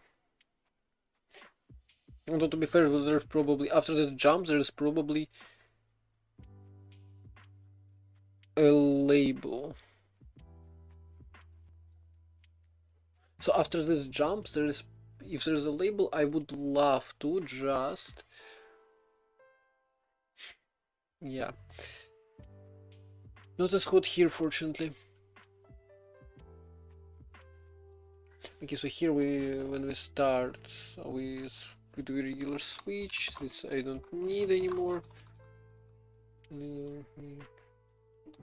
But funny cat. Fat funny cat.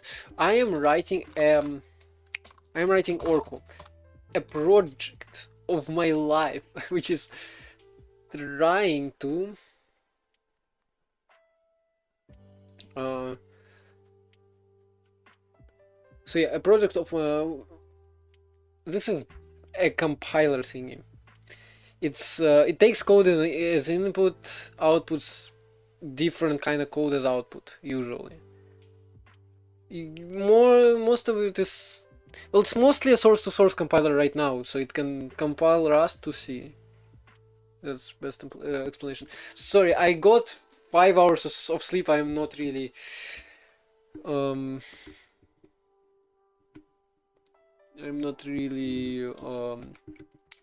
my brain isn't working as well right now. I mean, it's working fine, I'm just failing to talk, huh? Real consequences of 5 hours sleep are gonna come a little later when it's... I mean, actually, no, it's time. It really is time. What's happening?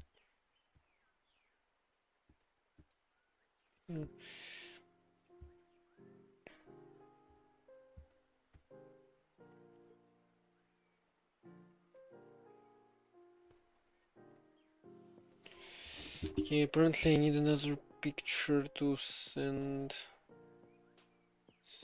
there.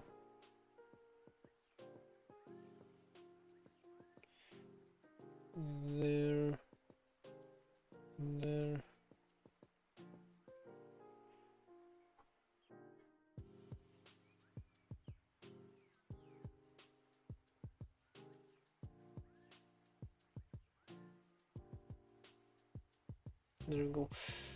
Uses our brain. How you get it? How you can get it? I wish I knew. Unfortunately, I don't know how to have more than one. Okay, so in this case, conditional jump has 2 branches, another new label which we create here, or we create actually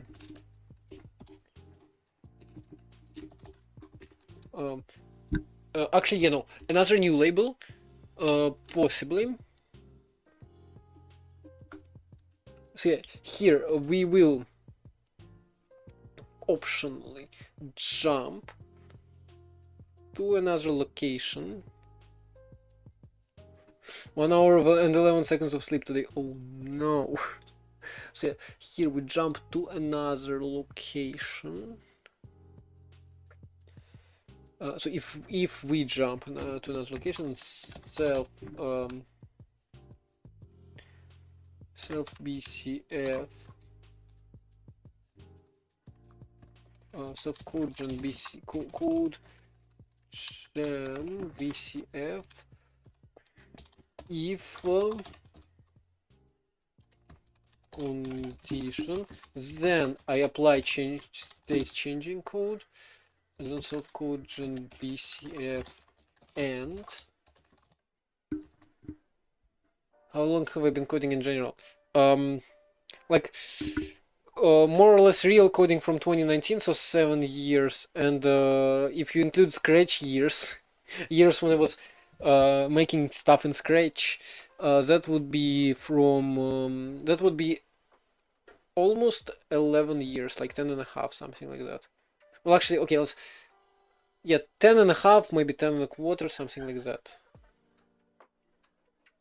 That's like 10 and a half years ago. I found out what is digital and analog and what's the difference, and I was like, hey, analog is 100% better. because like it can represent all those values. Why no one is using analog? Yeah, that's me when I was in first grade. That's me as a first grader learning about like electricity and stuff. Well, not really electricity, just digital logic, or I mean, not only digital, just like basic stuff. I still remember this part, the analog and digital. Oh, this sweet moment when they were explaining radixes, so bases. What do you call it? Number bases, I guess. So base 16. They were explaining base 16, how it was like 1, 2, 3, 4, 5, 6, 7, 8, 9, 10. Wait, 8, 9, and then you go A, B, C, D, E, F, and then like this. Those the same digits can occupy the decimal place, and then I like like tens place, and then I like realized how actually number bases work.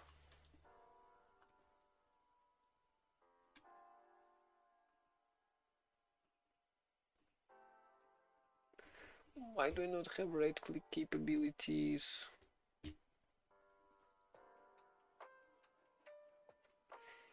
Okay, that's not even a programming video. This is my first ever video. Oh, it's horrible. Oh, it's 6 years ago. I thought that would be longer. I mean, to be fair, wait, what? That being 6 years ago is surprising, honestly. But yeah, I was already a programmer back there. Do not watch that. That's my oldest and like most horrible video. You can tell because it's 360p, at least. Although to be fair, Minecraft 1 isn't much better. And I'm not rewatching this video. I haven't rewatched this video like completely with sound for a while, and I'm not doing that any soon. Anyway, so I need a complete function. Pub fn finish. Call this at the very end.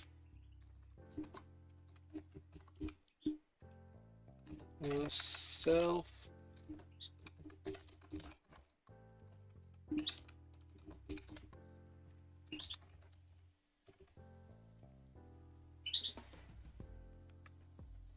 Also, this is impossible. I just realized this is impossible.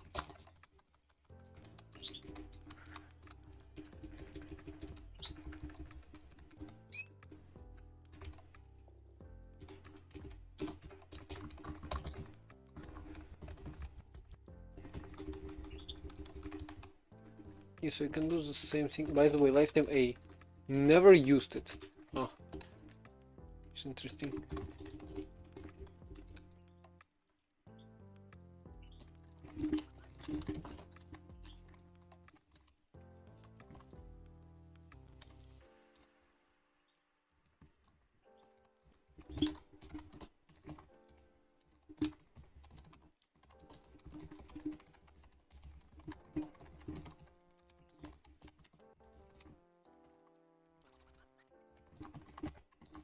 That's like all you need to do to finish it.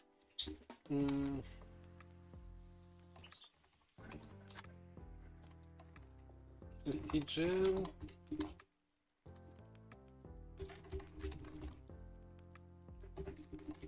Now we can actually test this thing. ACF. Instead of self, I'm just gonna do ACF to BCF here.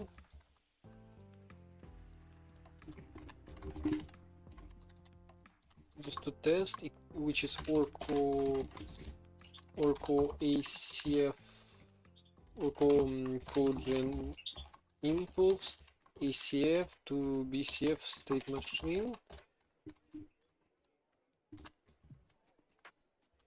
Now here it's ACF to BCF, which is this new.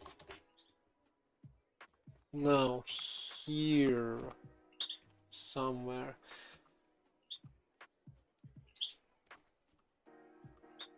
ACF is gonna be self, or actually it's gonna be this ACF self, and then this dot ACF needs to be CF, so something like that.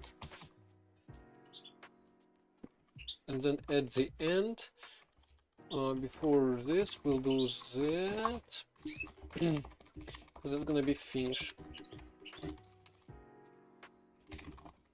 So I need usage guidelines. But if this works, that would be nice. So we need control flow, if else.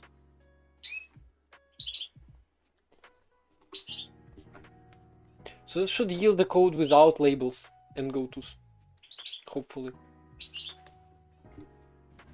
If I did everything correctly.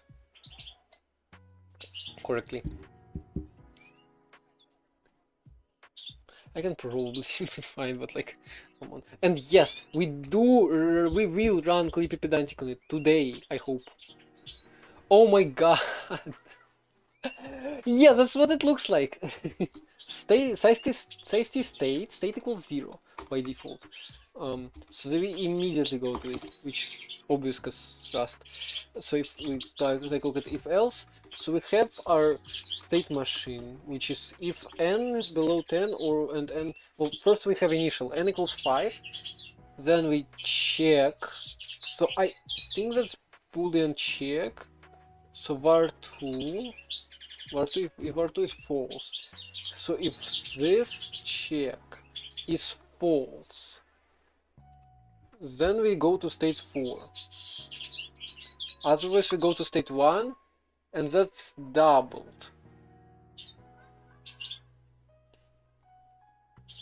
But yeah, what that's what you gotta do. I guess I need to optimize it somehow.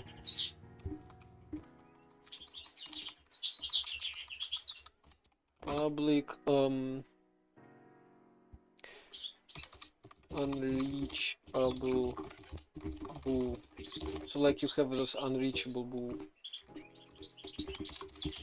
Whether all currently generated code will be unreachable.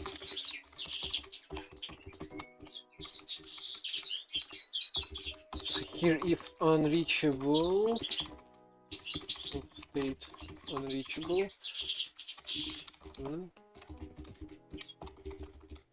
I'll just do that.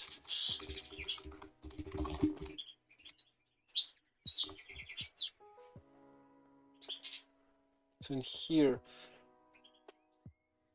I really need to check for unreachable. Or rather set unreachable. So in change state,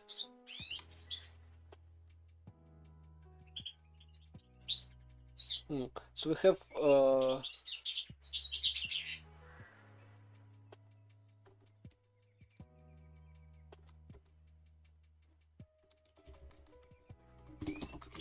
assuming CF collision is exclusive.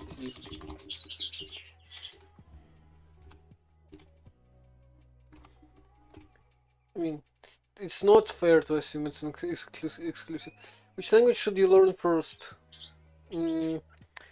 Depends on what you wanna do. So you don't know any languages. You don't know any programming languages. Right. And you wanna start programming. So you wanna start programming what?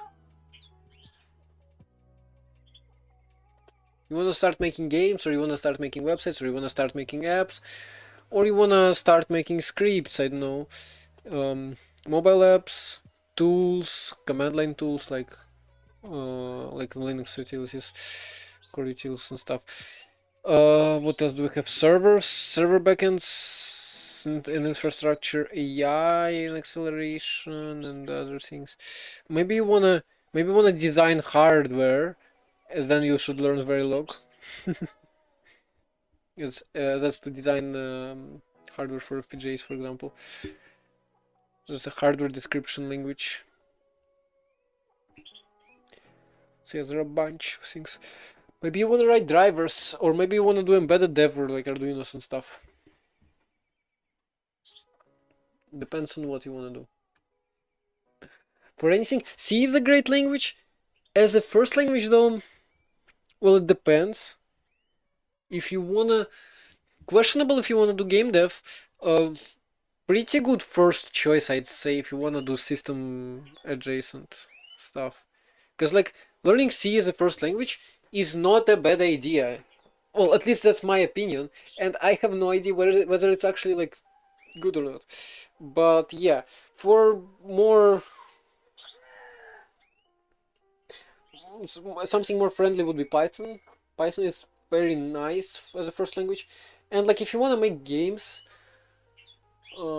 maybe it's better to start with a game engine, although I don't know about this. Also depends on how old you are, I guess. Because, like, for kids like I was back in the day, starting with a game engine is probably nicer. Although that's, like, also questionable. Maybe it doesn't really matter.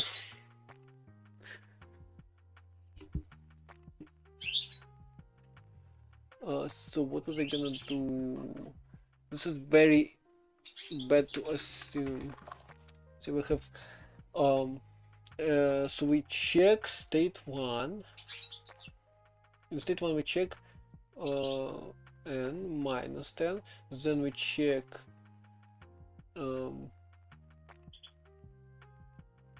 well, we have state 4, state 5, state 6, so we immediately go to state 4.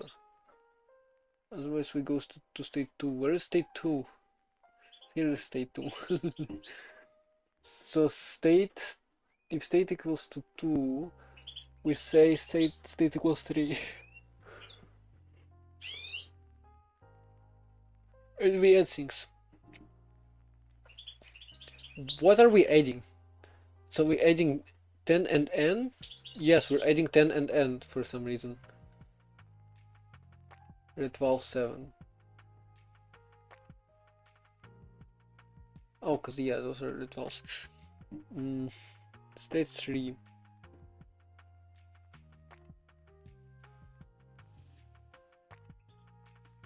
Yeah, that's messy, but I hope it's right. State 7, return!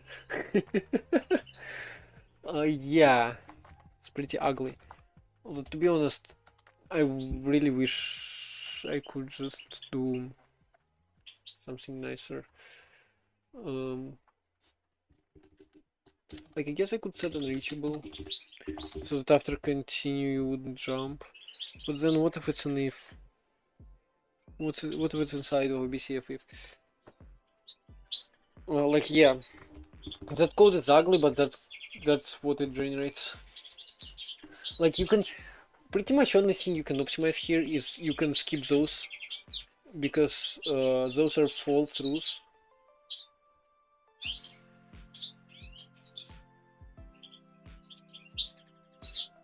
So those are false through states. Maybe there's a nicer way, to be honest. You know what? What if you just laid out all ifs? You know what? That would make it nicer. You don't need depth anymore. So ensure SM. Assign that immediately. Then change state. So in here, if I want to change state, I do that. And if, like, state var is not none, state var is some, then I continue because I'm inside of the loop.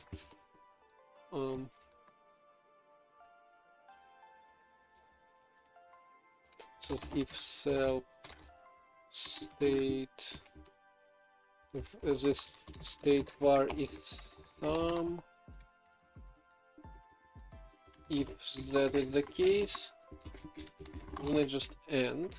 Then I end the if, and then I end the while loop. And the if, and then end the while loop. By the way, I feel like I've missed a parenthesis here, but I don't know. Just a messy. So here I would.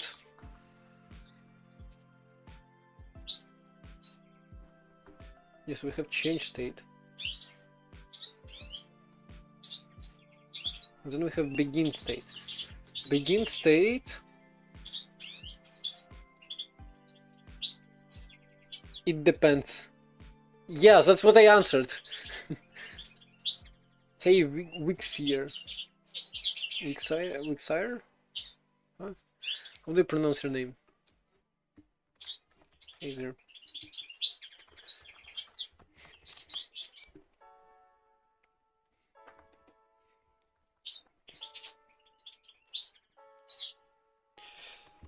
So in this case, we check var value, we create our condition, so state, so we, if a sum and end, we will start if. So I use state var as a as a switch. So change state. Change state shall not continue. So state var is now needed. So like that, it should generate something nicer. And then I should give a tutorial on how to use this thing.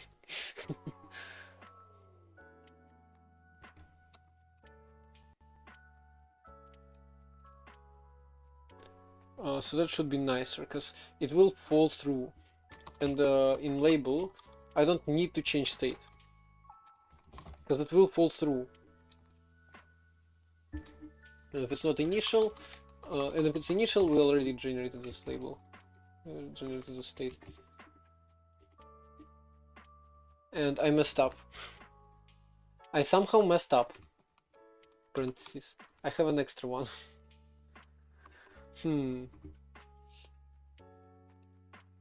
So in finish we end twice. We end the current one and then we end the while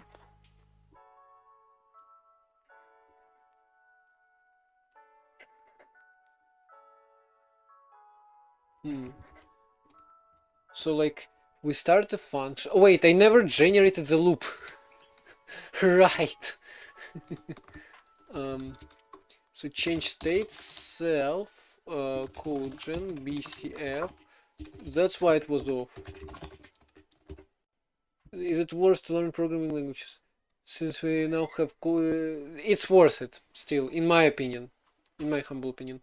Like you have, I mean, I wouldn't be able to give a good example, but it's still worth it, at least just for you. Like reading and being able to read and write programming languages is always nice, even like with agents, even if you can ask somebody. Sometimes it's faster to do it yourself, or you can even use programming languages to explain concepts to AI agents. Yeah, in my opinion.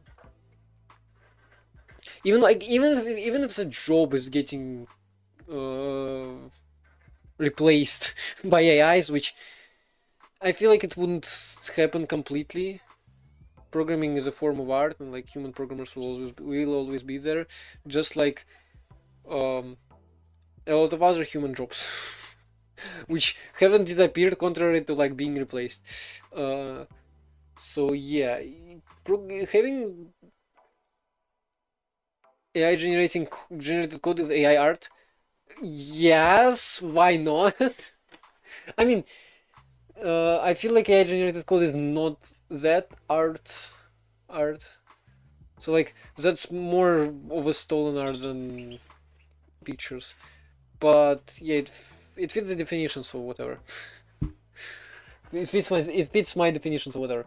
Let's see, state 0 we assign, then we go to state 1 immediately, and maybe we go to state 4. And state 1, we go to state 1 anyway, we would have fell through. So state 1 can go to state 4 or state 2. State 4 is var 5. What is var 5?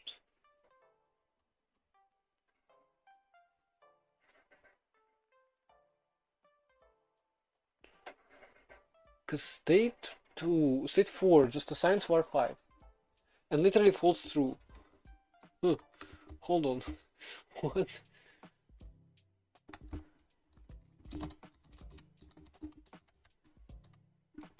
Wait, actually, you know what I can do? Whoa, just press.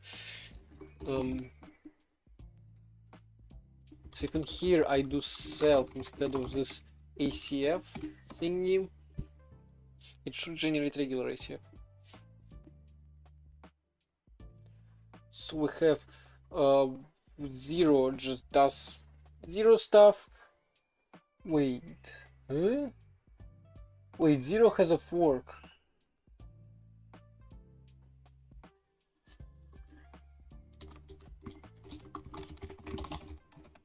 And here I'm pretty sure 0 doesn't have a fork.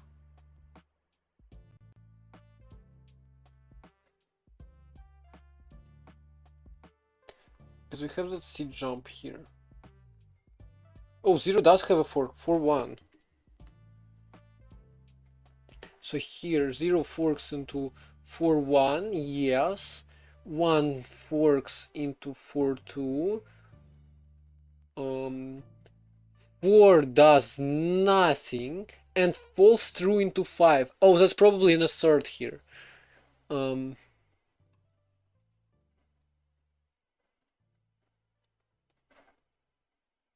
Wait, no. Huh? Like, that's on Rust. I just don't have a Terminator somewhere. Code. Because, like, we're not supposed to have fall throughs at all. Differential art is more tricky since AI think it involves constant personal decision making and you communicate. And if it involves that, it's an art. If AI is doing some decision making for you, it's not really the same. It's not the same, but like it's art made by AI, not made by you. Like, yeah, if you're like putting a lot of thought into it and you wrote a prompt for a single picture that's like 5 pages long, hypothetically, then it's probably more of your art at this point than AI's, if it defines like every aspect. I mean, technically you can't really say that still, but yeah, point is you can say it's partially your art at least. But when it's AI which is making all the decisions, it's still art. It's just AI's art. And like, I'm not gonna get into AI being conscious or not. I have my own opinions on that.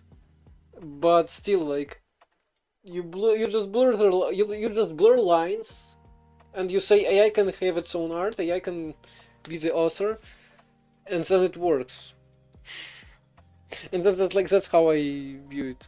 Anyway, AI is just a topic for discussion. Terminator kind. So go to jumps, switch into jumps, unwind, resume, to do, return, drop, call.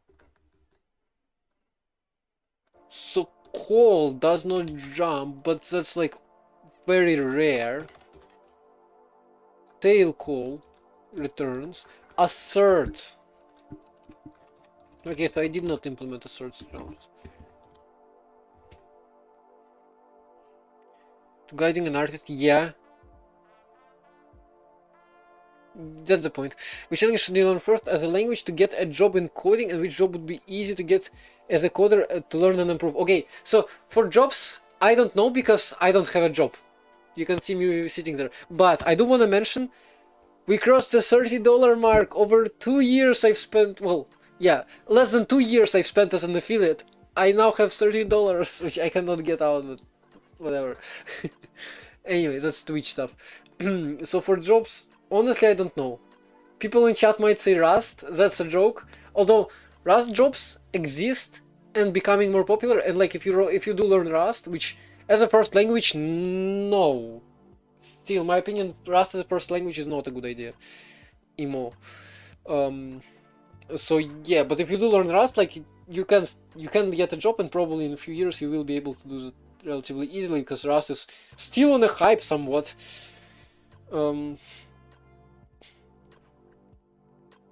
But yeah, for a first language, so I'd say C would be very useful, but maybe not for jobs as much, but like for your learning, because like if you learn C, learning any other language will just be easier. and like C doesn't clutter your knowledge with random stuff. Python is 100% like you will be able to get a job in it.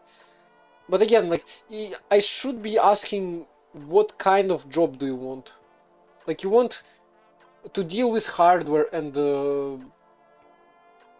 from software, or you want to make games, like that's just a separate thing, or you wanna just like be somewhere in web industry, like anywhere, even if you can't decide, just anywhere in web industry, as in like make websites or servers or this infrastructure that computes stuff. Yeah, those are pretty much three major, and also that. So the fourth one is just make apps, any kind of apps, mobile apps, desktop apps, tools, anywhere in the, like anywhere. Then I cannot give a single answer. Like it really depends on those four things. So you have those four things. Oh, and also fifth is gonna be AI stuff. Python is useful.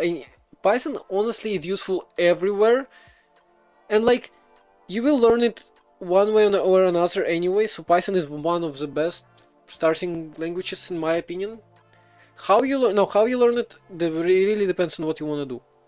But yeah, like I would advise starting with C over Python only in cases like when you will do systems development, and so like if you start with C, you will immediately know, you will learn more faster. Should you learn Python 2 or Python 3? Hi Kiwi man. Yeah. So Python 2 is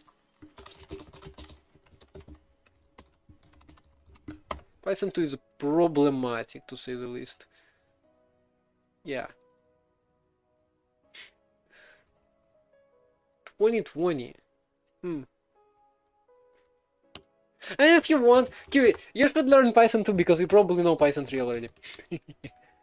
Oh, and we do have target here. So I am supposed to jump to target.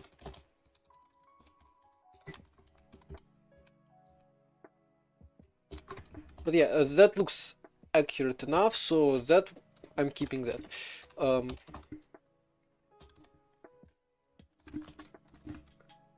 So we have condition, expected, message, and unwind.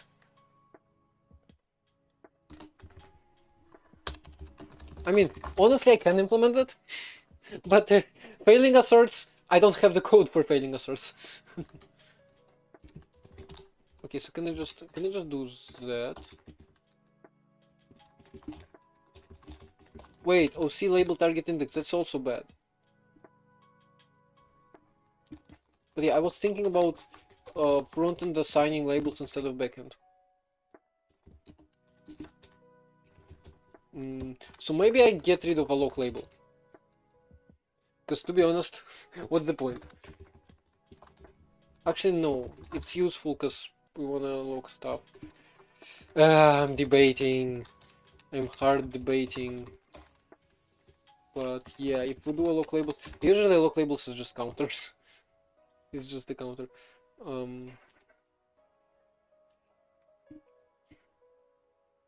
But like here I'm using it. I'm using a lock label. Okay, so where do we have our jumps? Get index. So that's drops, that's assert, and the rest of them are against to do. What are the main things? You don't learn the main things. I mean, you can learn syntax. You can learn like that's just not how you learn a language usually. I mean, if you know 100 languages, you may ask a thing like, what are major changes in what are my like major differences from other languages in this language, so that I can learn it faster. But if you're learning your first language, you should just start writing programs with it. Yes, it's hard, but just open YouTube, type, well, if it's Python, just type Python tutorial, like game from zero to game dev or something, from zero to a calculator or something, or C, same thing for C. By the way, you can also ask what was it, Captain Coder. I'm pretty sure he had classes about C stuff. Yeah, it depends. No, you just don't learn the language like that. You start programming, and that's how you learn the language. Or since you can't program yet, you start copying the code, and you copy the code, and then you learn. That's how you learn it. Pretty much. You copy the code and hear what it means. Then you copy more. That's how you learn languages. Once you know a few, you can like actually start asking, what are the things in a language that I should know? But it still wouldn't be much different from learning first language. I mean, it would be much faster, but like, other than that. A lot of things in common, yes. Yes. All languages have variables. Almost all. What do you want to do? Clone it from GitHub, break the code, recreate it? I mean, that's difficult if you're... Like, for a first language, that's difficult. If you're learning a first language, don't deal with, like... If you're just learning to program, don't deal with existing code bases. That's very hard. I can say from experience, that's very hard as a beginner. Or maybe that's hard for kids, because I was a kid when I started, but because like, I mean, I can't say I really became much. I mean, I can say I became much smarter, but like, I can't say if that was because I learned programming and got more experience with it, or because I just got older and have more experience in life. I don't know. But yeah, the idea is if when you're starting, you would rather want to create simple things, following tutorials. There's also a tutorial hell thingy, which if you're in the tutorial hell, there are ways of getting out of it. Although I had never had issues with it. So yeah, you watch tutorials, you repeat it, then you get an idea. Like, oh, I wanna build this. You find tutorials, you repeat them, but you change it in a way that fits you. Because no tutorial will perfectly perfectly show how to implement your idea. Likely, at least. Well, that's unlikely. And yeah, like you just go beyond. Because yeah, you already wrote some code. You already have a feeling for that. You already have a feeling of what you want to change to make it do what you want, compared to like what tutorial shows. That's I guess how I started. And what did I start with really? Arduino. Oh right, no, way back Scratch. Yeah, Scratch. You know what? Scratch is nice. Scratch is awesome. Scratch teaches you. So like Scratch is simple. As in you just drag and drop it. It makes sense. And you don't need to learn syntax and stuff. But it teaches you how to program, really. Because you know what? Scratch is actually a good starting point as well. Because like if you start to program, it can with the regular languages it can be intimidating, somewhat. Because you need to remember the syntax, you need to remember how to write stuff. In Scratch you don't need to remember. So in Scratch you learn logic, or other block-based languages.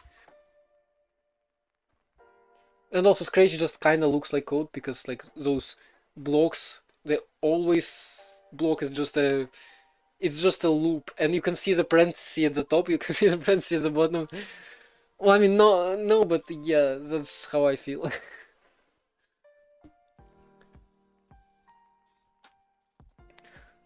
But yeah, you just repeat stuff.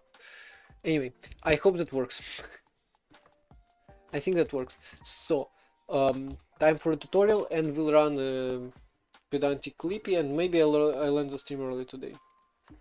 Because I'm kinda very tired.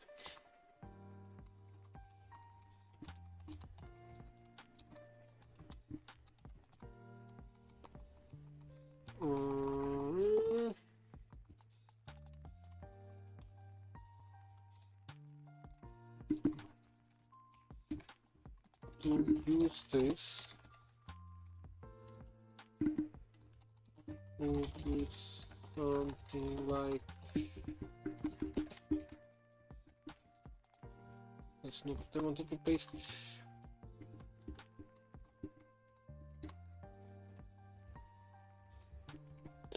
Let's add a field to your code. It as a field to your code gen.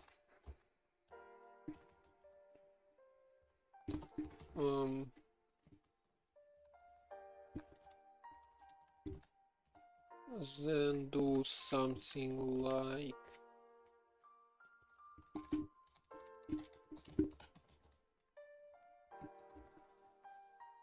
return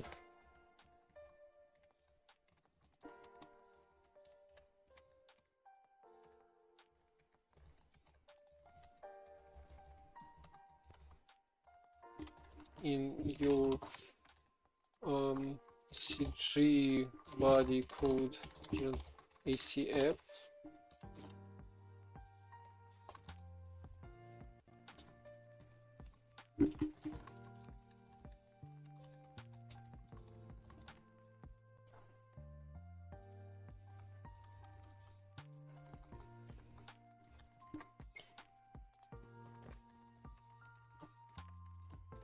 and finally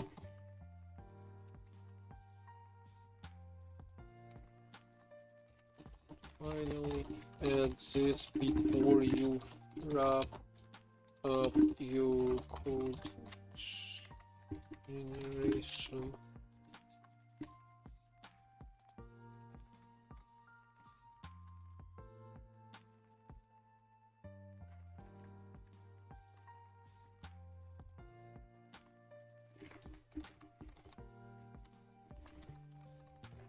Programming variables, booleans, arrays, loops, what else? Variables, a lot of other things. If else, you missed if else. Loops, there are thousands. I mean, there's 400 while, and there are different variations. Other control flows, things like break and continue, those two come to loops. Booleans, you mentioned booleans, that's a type. We have many other types. Integers, unsigned and signed. Big and small, like 64-bit, 32-bit, shorts or longs, although that's not always there. Floating point variables, math, modulo operator, which is like not used in regular mathematics but is heavily utilized in programming. You have functions, recursion is a concept, structs, which you can pack fields into, or some programming languages might call them classes. You can also attach functions to classes, which are called methods. Yeah, sorry for overwhelming talk, but that's not how you study programming languages. You just code and then you find stuff out intuitively. Or I guess you can, well, yeah, you just read tutorials and everything. Because there is no one good book which will tell you all programming language concepts. Read the book. Yeah, you can read a book which tells you how to create stuff. I have a book about game development in C++, which is like from C++ 0, who doesn't know anything. Rather ask AI. I mean,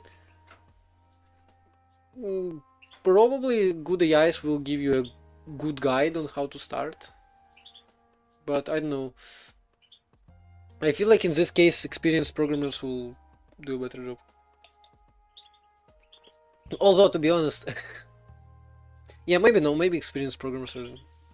Yeah, so this book is in Russian, so you will probably not find it. Actually it might have been the translation that I read. Learn in C++ via game program. So yeah, it might have been a translation. Let's do that.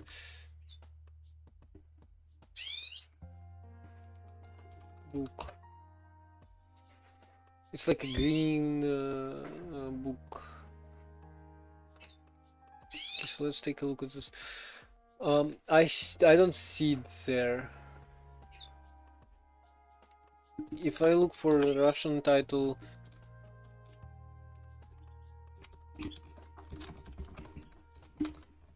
this is the Russian title.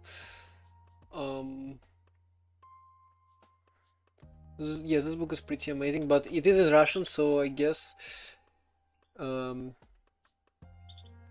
now. But it's pretty nice. It's pretty nice. Although it's old as well. So maybe not.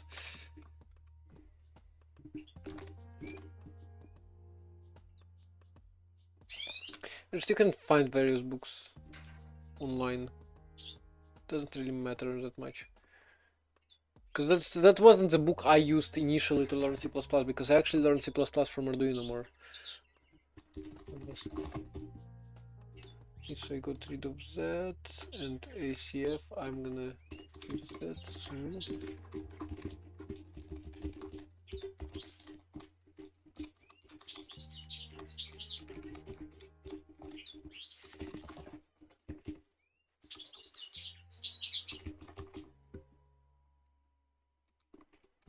Kansas itself. Now if I just run this should bring go back. And I also wanna do something similar. Thanks. Oh, you're welcome, I guess. I mean, I didn't really tell you anything that that much.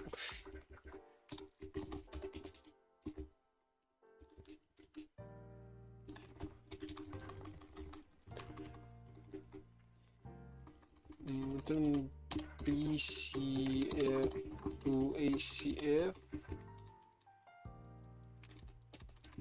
BCF.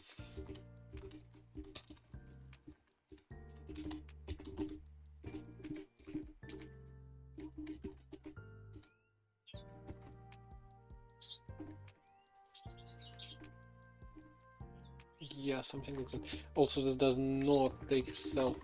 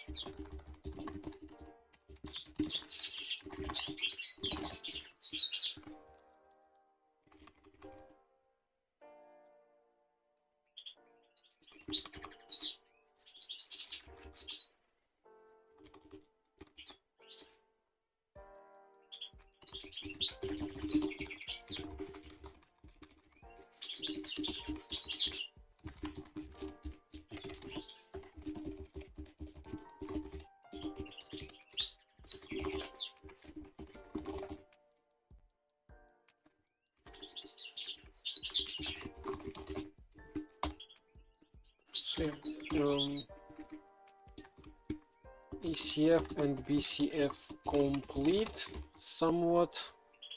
So some implementations. And oh my god, I'm tired. I need to run quickly, but don't scream me.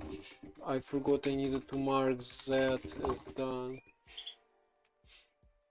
Regular control flow.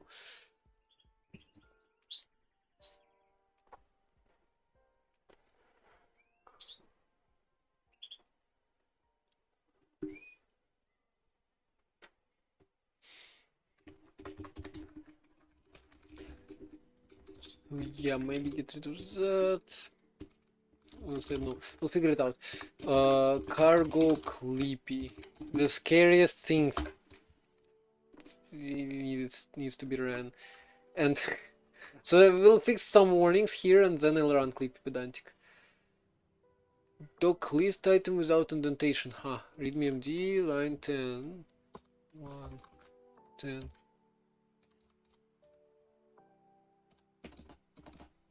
So I need what 3. Margin running cargo check. Can't imagine. That's how you indent stuff, right?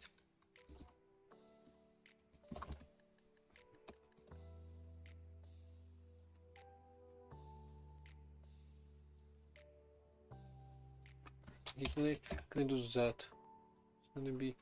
Will it make it easier? Maybe no. Okay, so I skipped it somehow. here. This if statement can be collapsed. Macro server lines, macro server 37. Honestly, I don't like those checks, but whatever.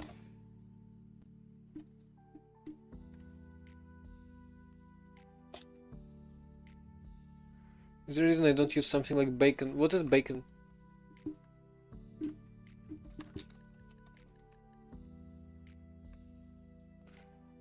Bacon is a type of salt-cured pork made from various cuts, typically the belly or less fatty parts of the black. Oh, wait, of the back. I cannot read. Yeah, so I mean, I don't remember when I last ate something like this. Okay, I knew it wasn't that. I was just messing with you. Bacon, background code checker. I don't know about this existing, and also like, yeah. So I have LSP. Why would they run that?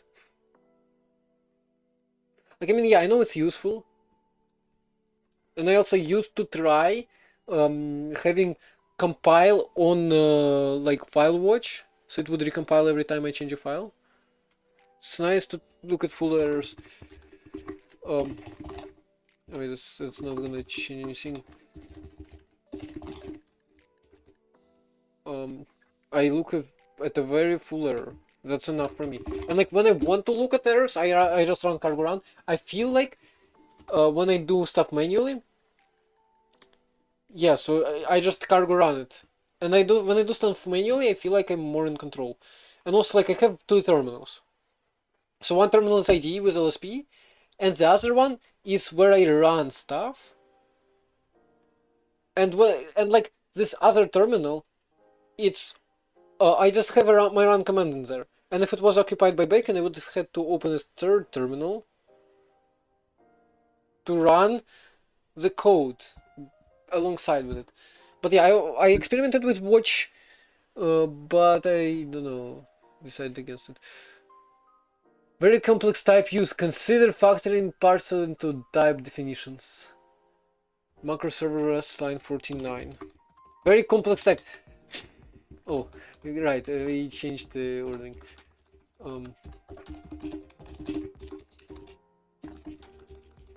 Wait, I cannot.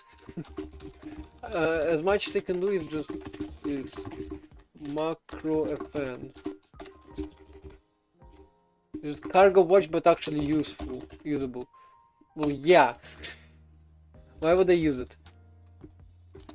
Ooh, lifetime A. This is very experimental. And like, yeah, it's throwing errors at my cargo clippy. Wait, it's throwing errors at my, or warnings at my macro server, which is experimental and like not used. So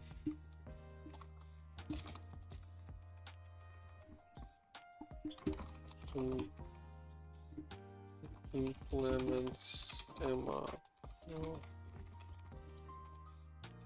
I just want to make sure, or colleague, I just want to make sure I stated that macro server is very work in progress and experimental. Oh, I never mentioned it. Someone punch something. Hey, Homelander. Where is it?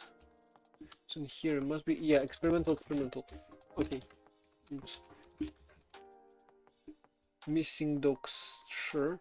That's Great Orco. Wow, Great Orco didn't generate any more warnings. That's surprising. Oh, yeah, that would do it. This expression creates a reference which is immediately referenced by the compiler. Types rs line 108. Types rs line 108. How could they? Wait, what? E? Oh, it's cgen. How could they manage to do that? Oh, right. Oh, cause 3 men. No, it's in one piece, but happy.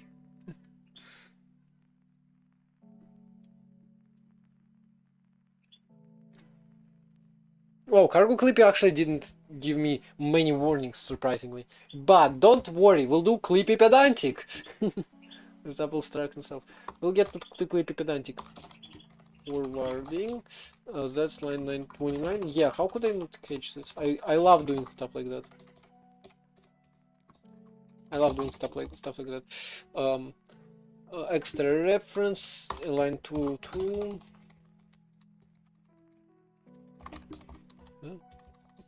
Oh, because this is a ref to string. Done by AutoDref. Ooh, that's interesting. 227 in Sigen. So type is something that can be derefed, and I need to convert it to a ref of type. I didn't know that would happen.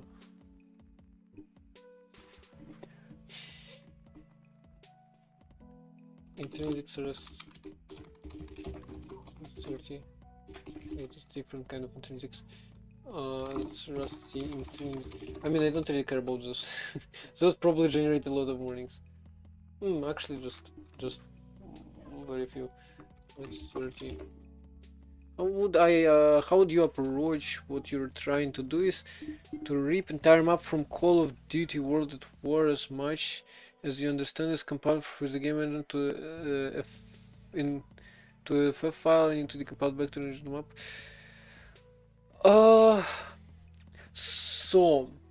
Well, first of all, let me just say that this is a difficult project. But so game engines usually we don't use the word compile, we use the word bundle. So for assets they bundle assets into a bundle. Sometimes it's enough to just rename a file to .zip and open it. But other times it's more difficult. There are, if you know what the game engine was used, there are many asset reapers, they are called usually, that can extract assets from bundles. But if it's just compiled, then no luck. Tough luck. It's gonna be tough to get it out, because if it's baked into executable, but it's probably not. So yeah, just search for reapers for a game engine, like asset extraction, something keywords.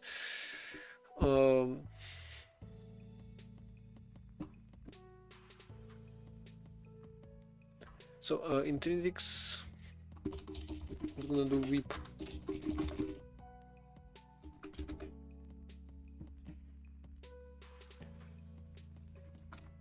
Oh, fun function attributes.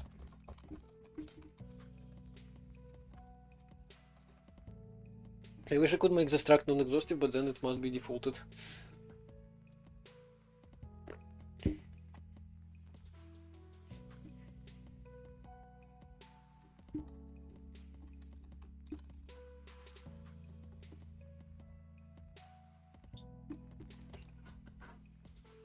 Okay, so Cargo Clippy finished with nothing.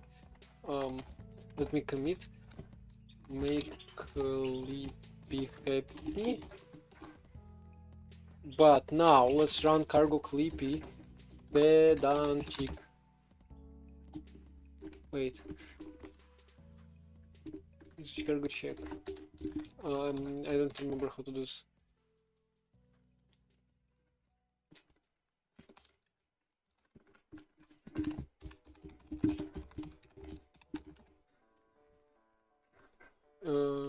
Pretty sure that's what it was. Oh, it's you added to the project files. Ooh, I don't wanna do that. Clip is just gonna destroy me. How to configure Clippy to be as annoying as possible?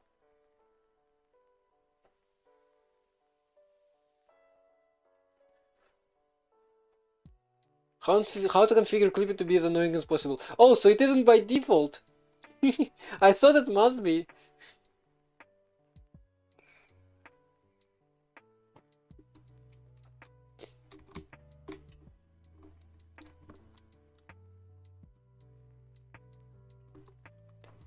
Add this. Run Clippy, remove this, it's way too annoying. Profit.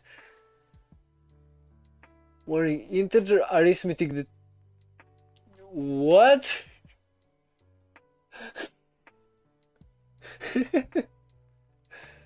We should care about this.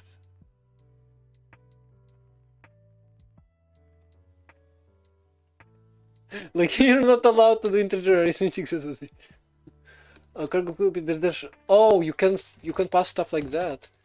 Warn, Clippy, pedantic. Here. Ooh, oh, whoa.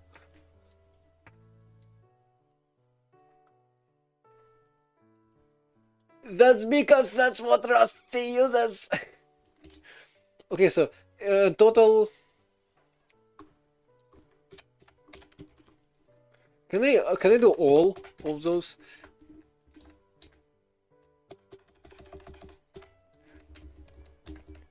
Am I able to like bundle stuff in there? Hold on. Clippy usage. How do I compress multiple arguments into a single warn? Or is this not possible? And I need to do separate warns.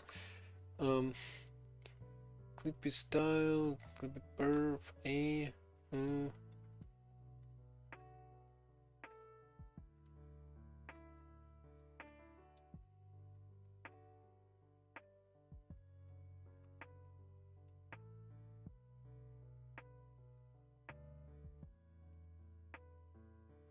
Okay, nothing explains this. I guess I'm gonna try with commas.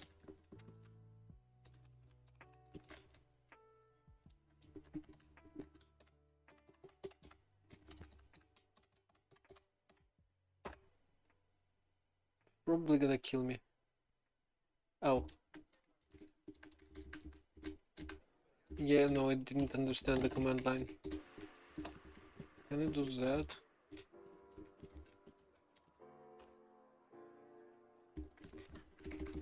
No, I have to do warn.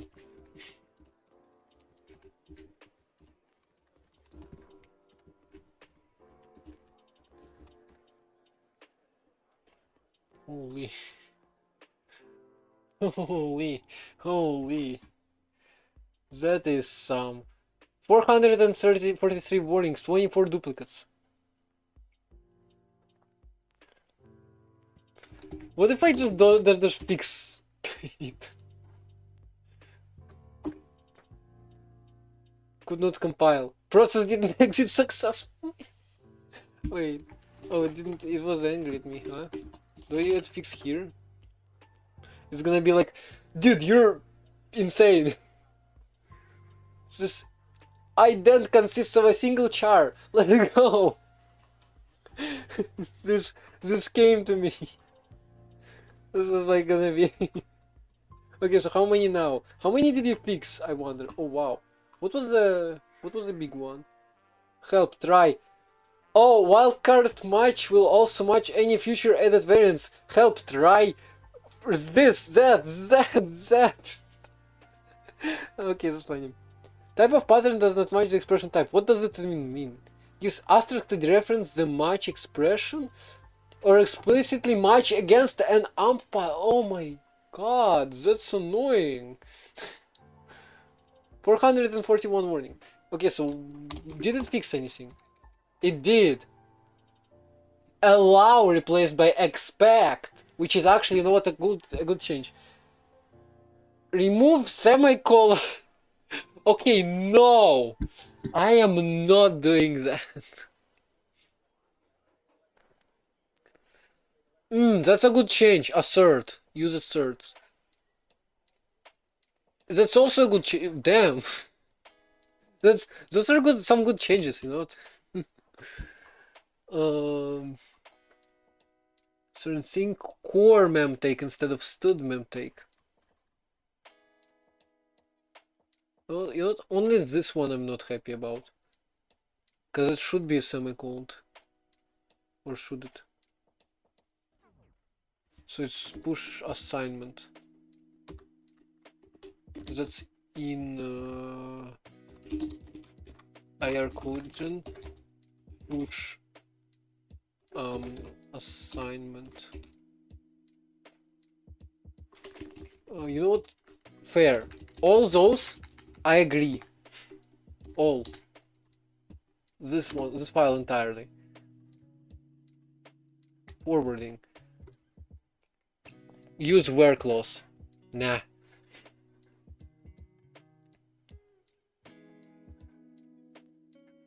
Add a semicolon there. I mean, yeah, fair enough.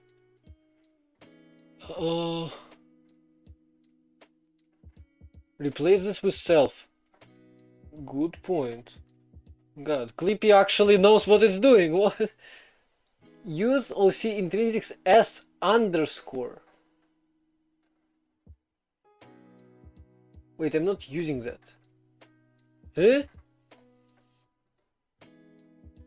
Oh, right, the trait, because yeah, right, fair, not fair. With this, I very much don't agree. Return. So those are like few tiny changes. Now this,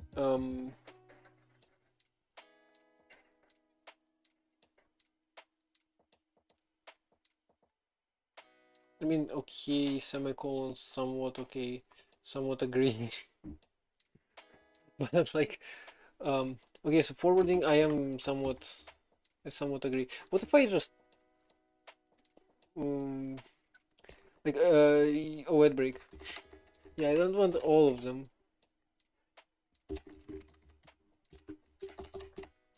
But we'll do Clippy pedantic.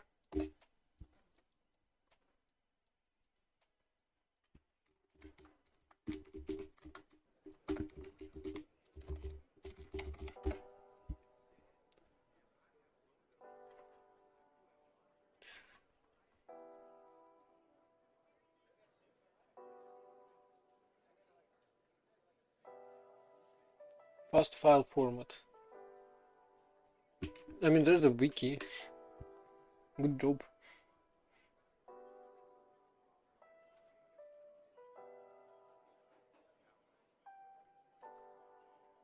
Well, yeah, that stuff explains how the format is laid out.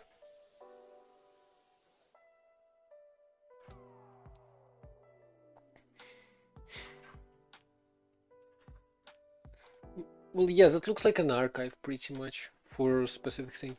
There must be a program which like destructures it into files. And if there isn't, you can write it. If you spend a lot of time learning like a programming language and using it. This method could have a must use. Okay, let's continue on with this. Box of self. Fair, not fair. Okay, I'm gonna be so tired moderating this. But next time I'm writing allow dogs, allow missing dogs, I'm gonna think about expect missing dogs.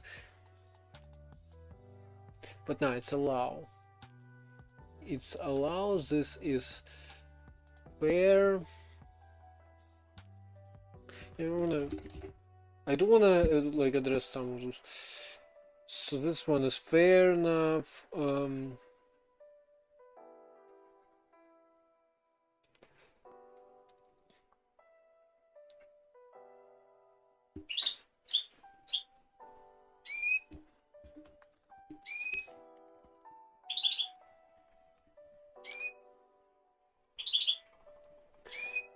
Not and is or with two notes, so not mutable or can be mutable.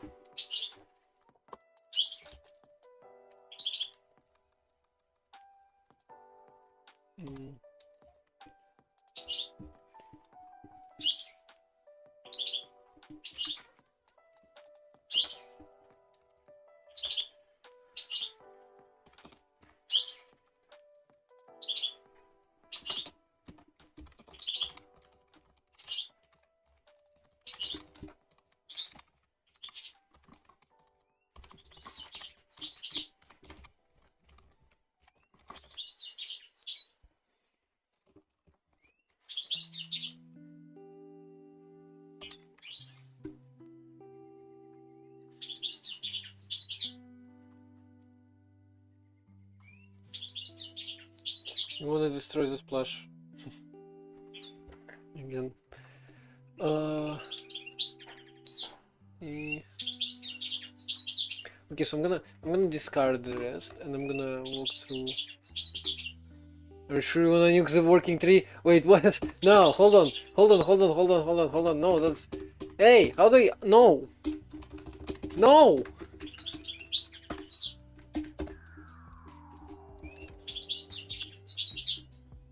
Okay, so I'm gonna discard those. And then I'm gonna do just pedantic and fix.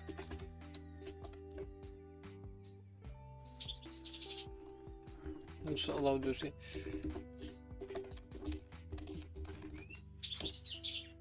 Try Alt F4. Doesn't work.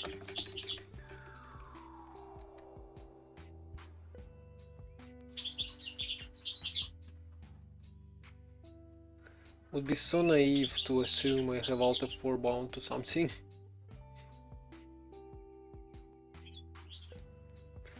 Okay, so it yielded a lot of warnings.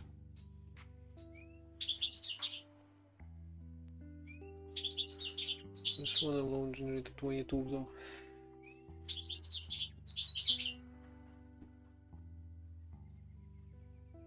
But I'm gonna reset and I'm gonna run this again to have the scroll bar. Wow, something generated a lot of warnings. You wanna beat the Unity up. It suffered so much.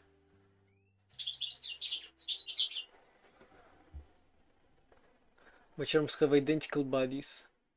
Fair. Looks for function which may panic, missing panic section. No. I'm not. No. This function has too many lines. 120 lines. Imagine your compiler is like, your function has too many lines. Nah. That's not gonna pass. I'm not compiling that. Compiler got tired. Warning, adding items after statements is confusing. These items exist from the start of the scope. Yeah. Function is too large. Why? Yeah, no, this is... There's a reason. There's a reason. There is a reason.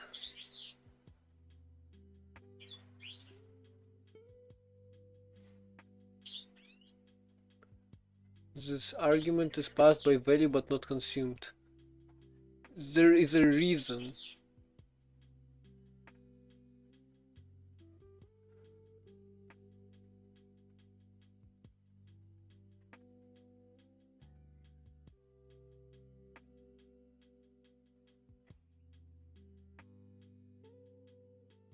No, the walls rating it. Huh? Wait, what? Hold on, why? Alright, it's just half exploded and half didn't. Panic section. Okay, how do I disable this?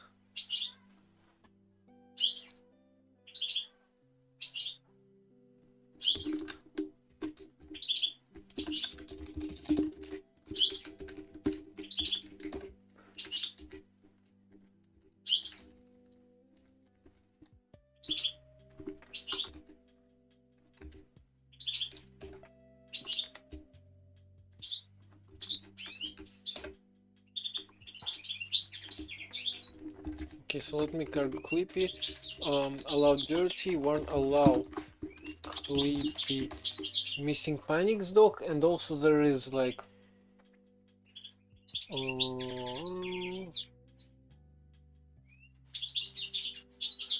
adding items is confusing, items after statements. I assume that works.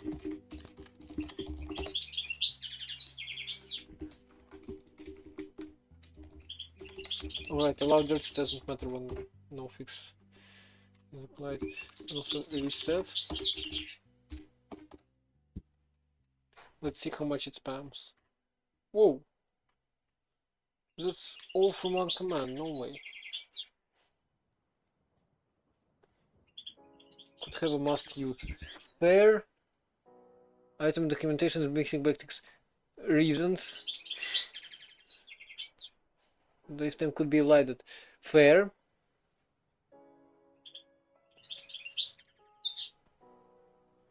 Those my charms have identical bodies. Fair.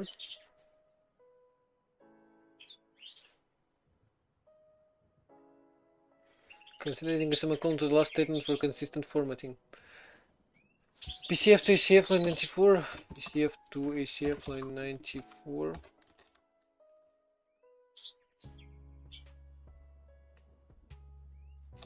Not fair.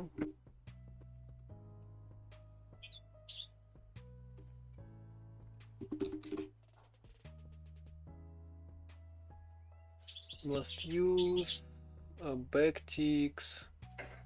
I mean, okay, backticks fair enough, I guess.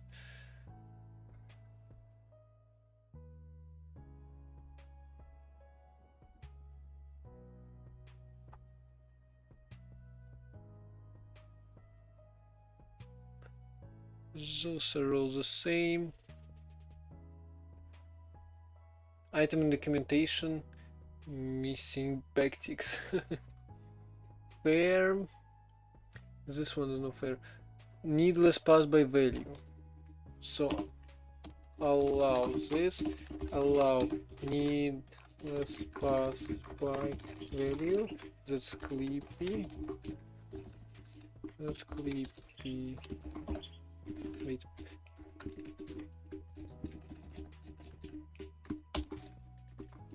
Insert. So extra space. Still a bit too many. Yeah, voice talk through all that. The function has too many lines. Well, you're not gonna be able to do much. Map unwrap or else on an option value. Help trim name as direct map or else.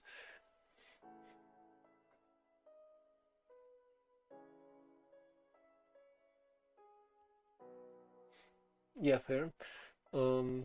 Match on a Boolean expression.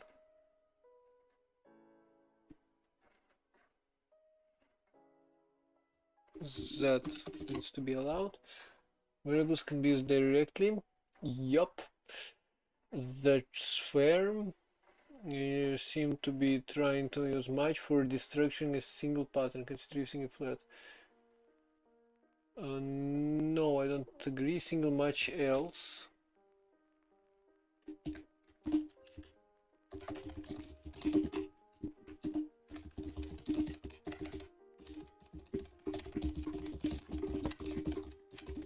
I'm just adding warnings. I mean, links. Pair,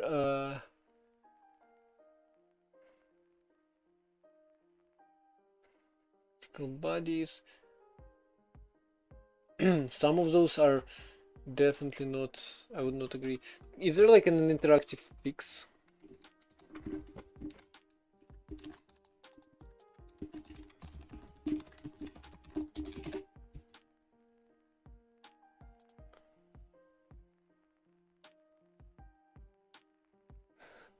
Heated water.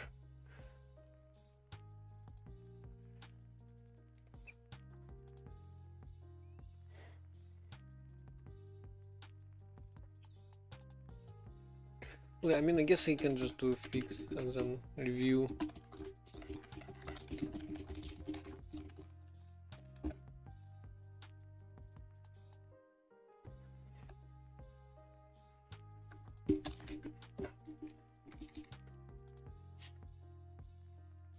Ideal.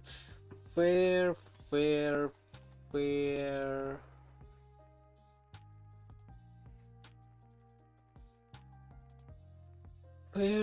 Now, ooh, there's a lot to review. Now, Cauldron fair, this fair, this fair. IR. I'm just gonna remove this. This STD borrow to owned, fair. Fair. New some git variables.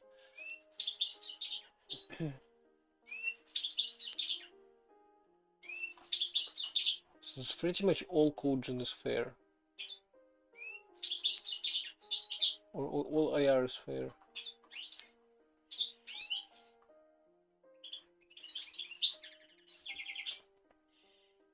Yeah. And now frontend. So let's see frontend. Flat map to filter map. Okay.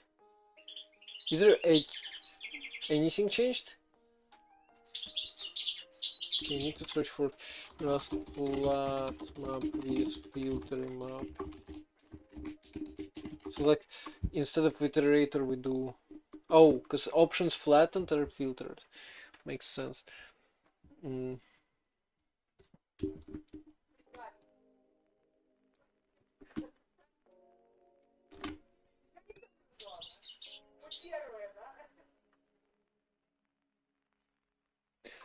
Fair.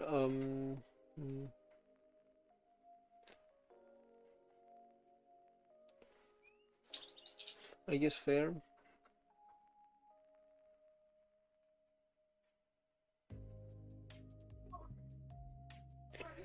Do not agree. Also, to be honest, this one is okay as it is. Oops. So where is this?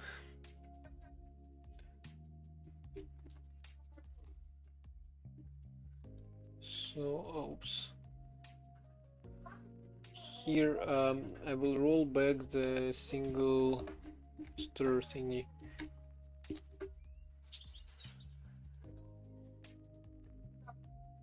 Fair. Yup. Agreed. You know what? Clippy pedantic isn't that bad. Agreed. What happened there? Elided lifetime. 100% agree. Sure. That's like, you know, that feels like when you ask AI to fix your code and then you review it and then you're like, yes, that's fair, and then other things are like, nah, no. That's the same feeling, but it's not AI, it's just Clippy. Clippy fixes. Yoppy. And if I just run, oops, don't fix. If I just run this. It's still a lot of warnings for some reason. Like, why doesn't it fix some of those?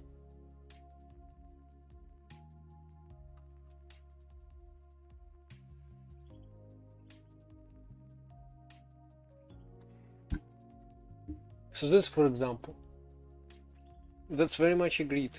BCF to ACF.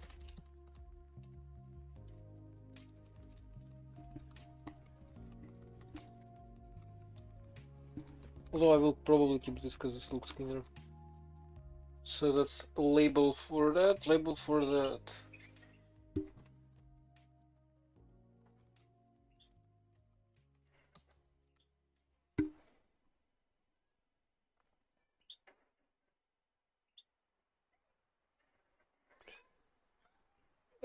Yeah, fair. Pretty sure I did that, didn't I?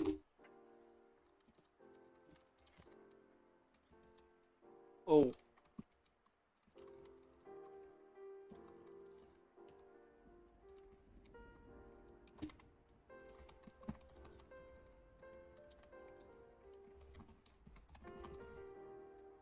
Not mutable or can be.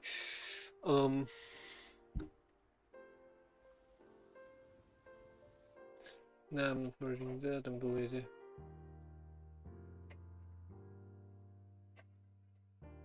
Oh, this is an issue. This is a mistake. Look. Clippy even caught mistakes. This was supposed to be moved.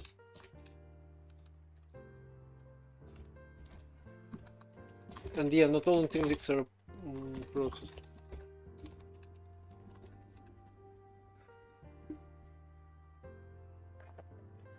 Identical bodies? No, I'm not combining those. For that reason, I don't want those.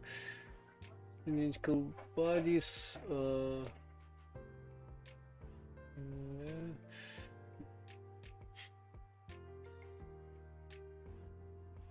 Matron Kate, yeah, exactly.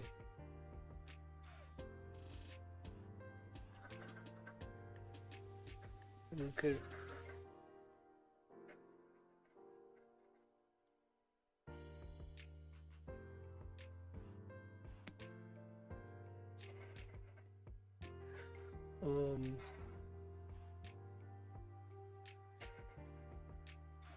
Stray casts and bodies. Cast signed.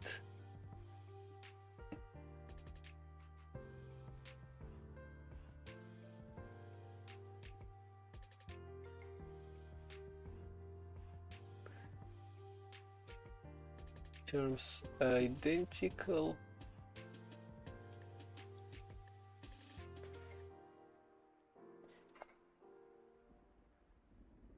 Okay, so Clippy pedantic, fair enough.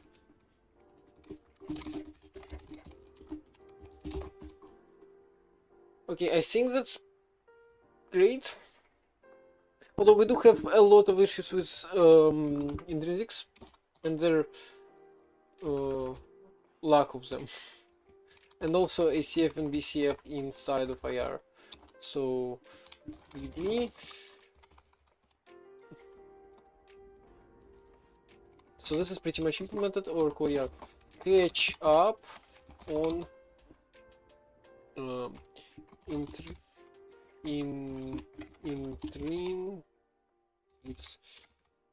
and BCF. BCF, I'm pretty sure they're not there. That's pretty much fair. Although I want to get this here.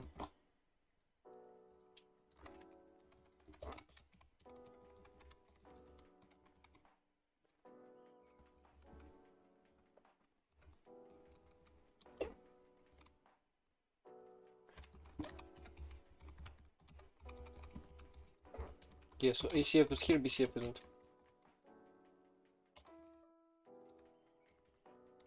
Anyway, I think that's enough for today. 3 hours 23 minutes. I missed Pi stream duration. But yeah, let's maybe raid somebody. Because I am tired. And I do not want to stream for 5 hours again. Oh, Jasper. Jasper has 104 viewers. No. Search. Wait, no. That's not Twitch.tv. Not to search for compiler devs.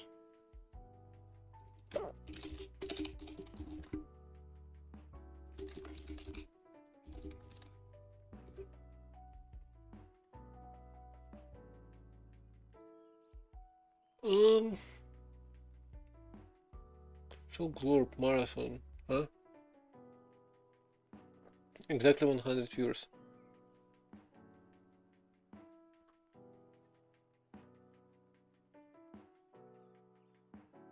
Compiler is a DJ with purple hair. Wait, they have a page thingy. Anyway, I see no good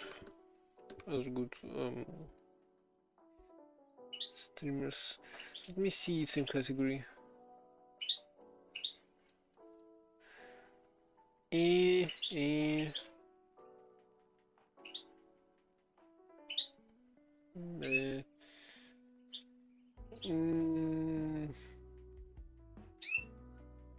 Vibe coding an app until until I make a $1 million.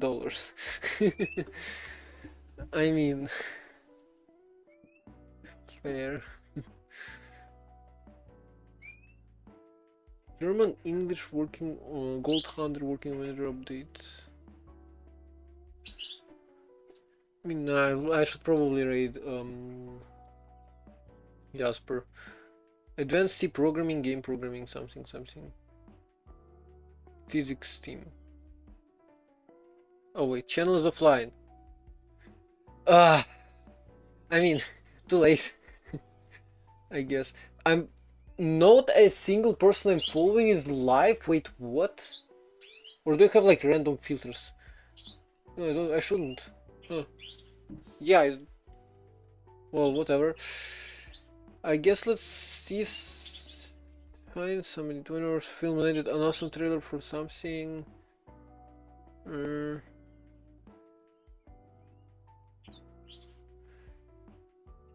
don't know, this guy feels like interesting. Also the chat's Sicher, sicher. Aber ja, Quatsch, brauchen wir nicht. Eigentlich auch nicht. Ah, es war sicher, sicher.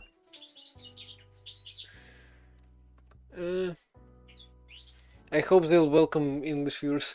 Nee, brauchen wir nicht. Because I have no good suggestions.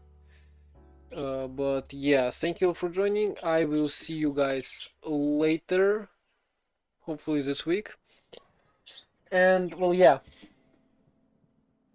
Come back next time if you want the continuation of the story about a mad scientist, some coffee, a squirrel, and a bunch of other things. Like precious metals. I should really like do that thing where you pick a random thing from the story and just shout it out there. But yeah, anyway. I'll see you guys later, bye.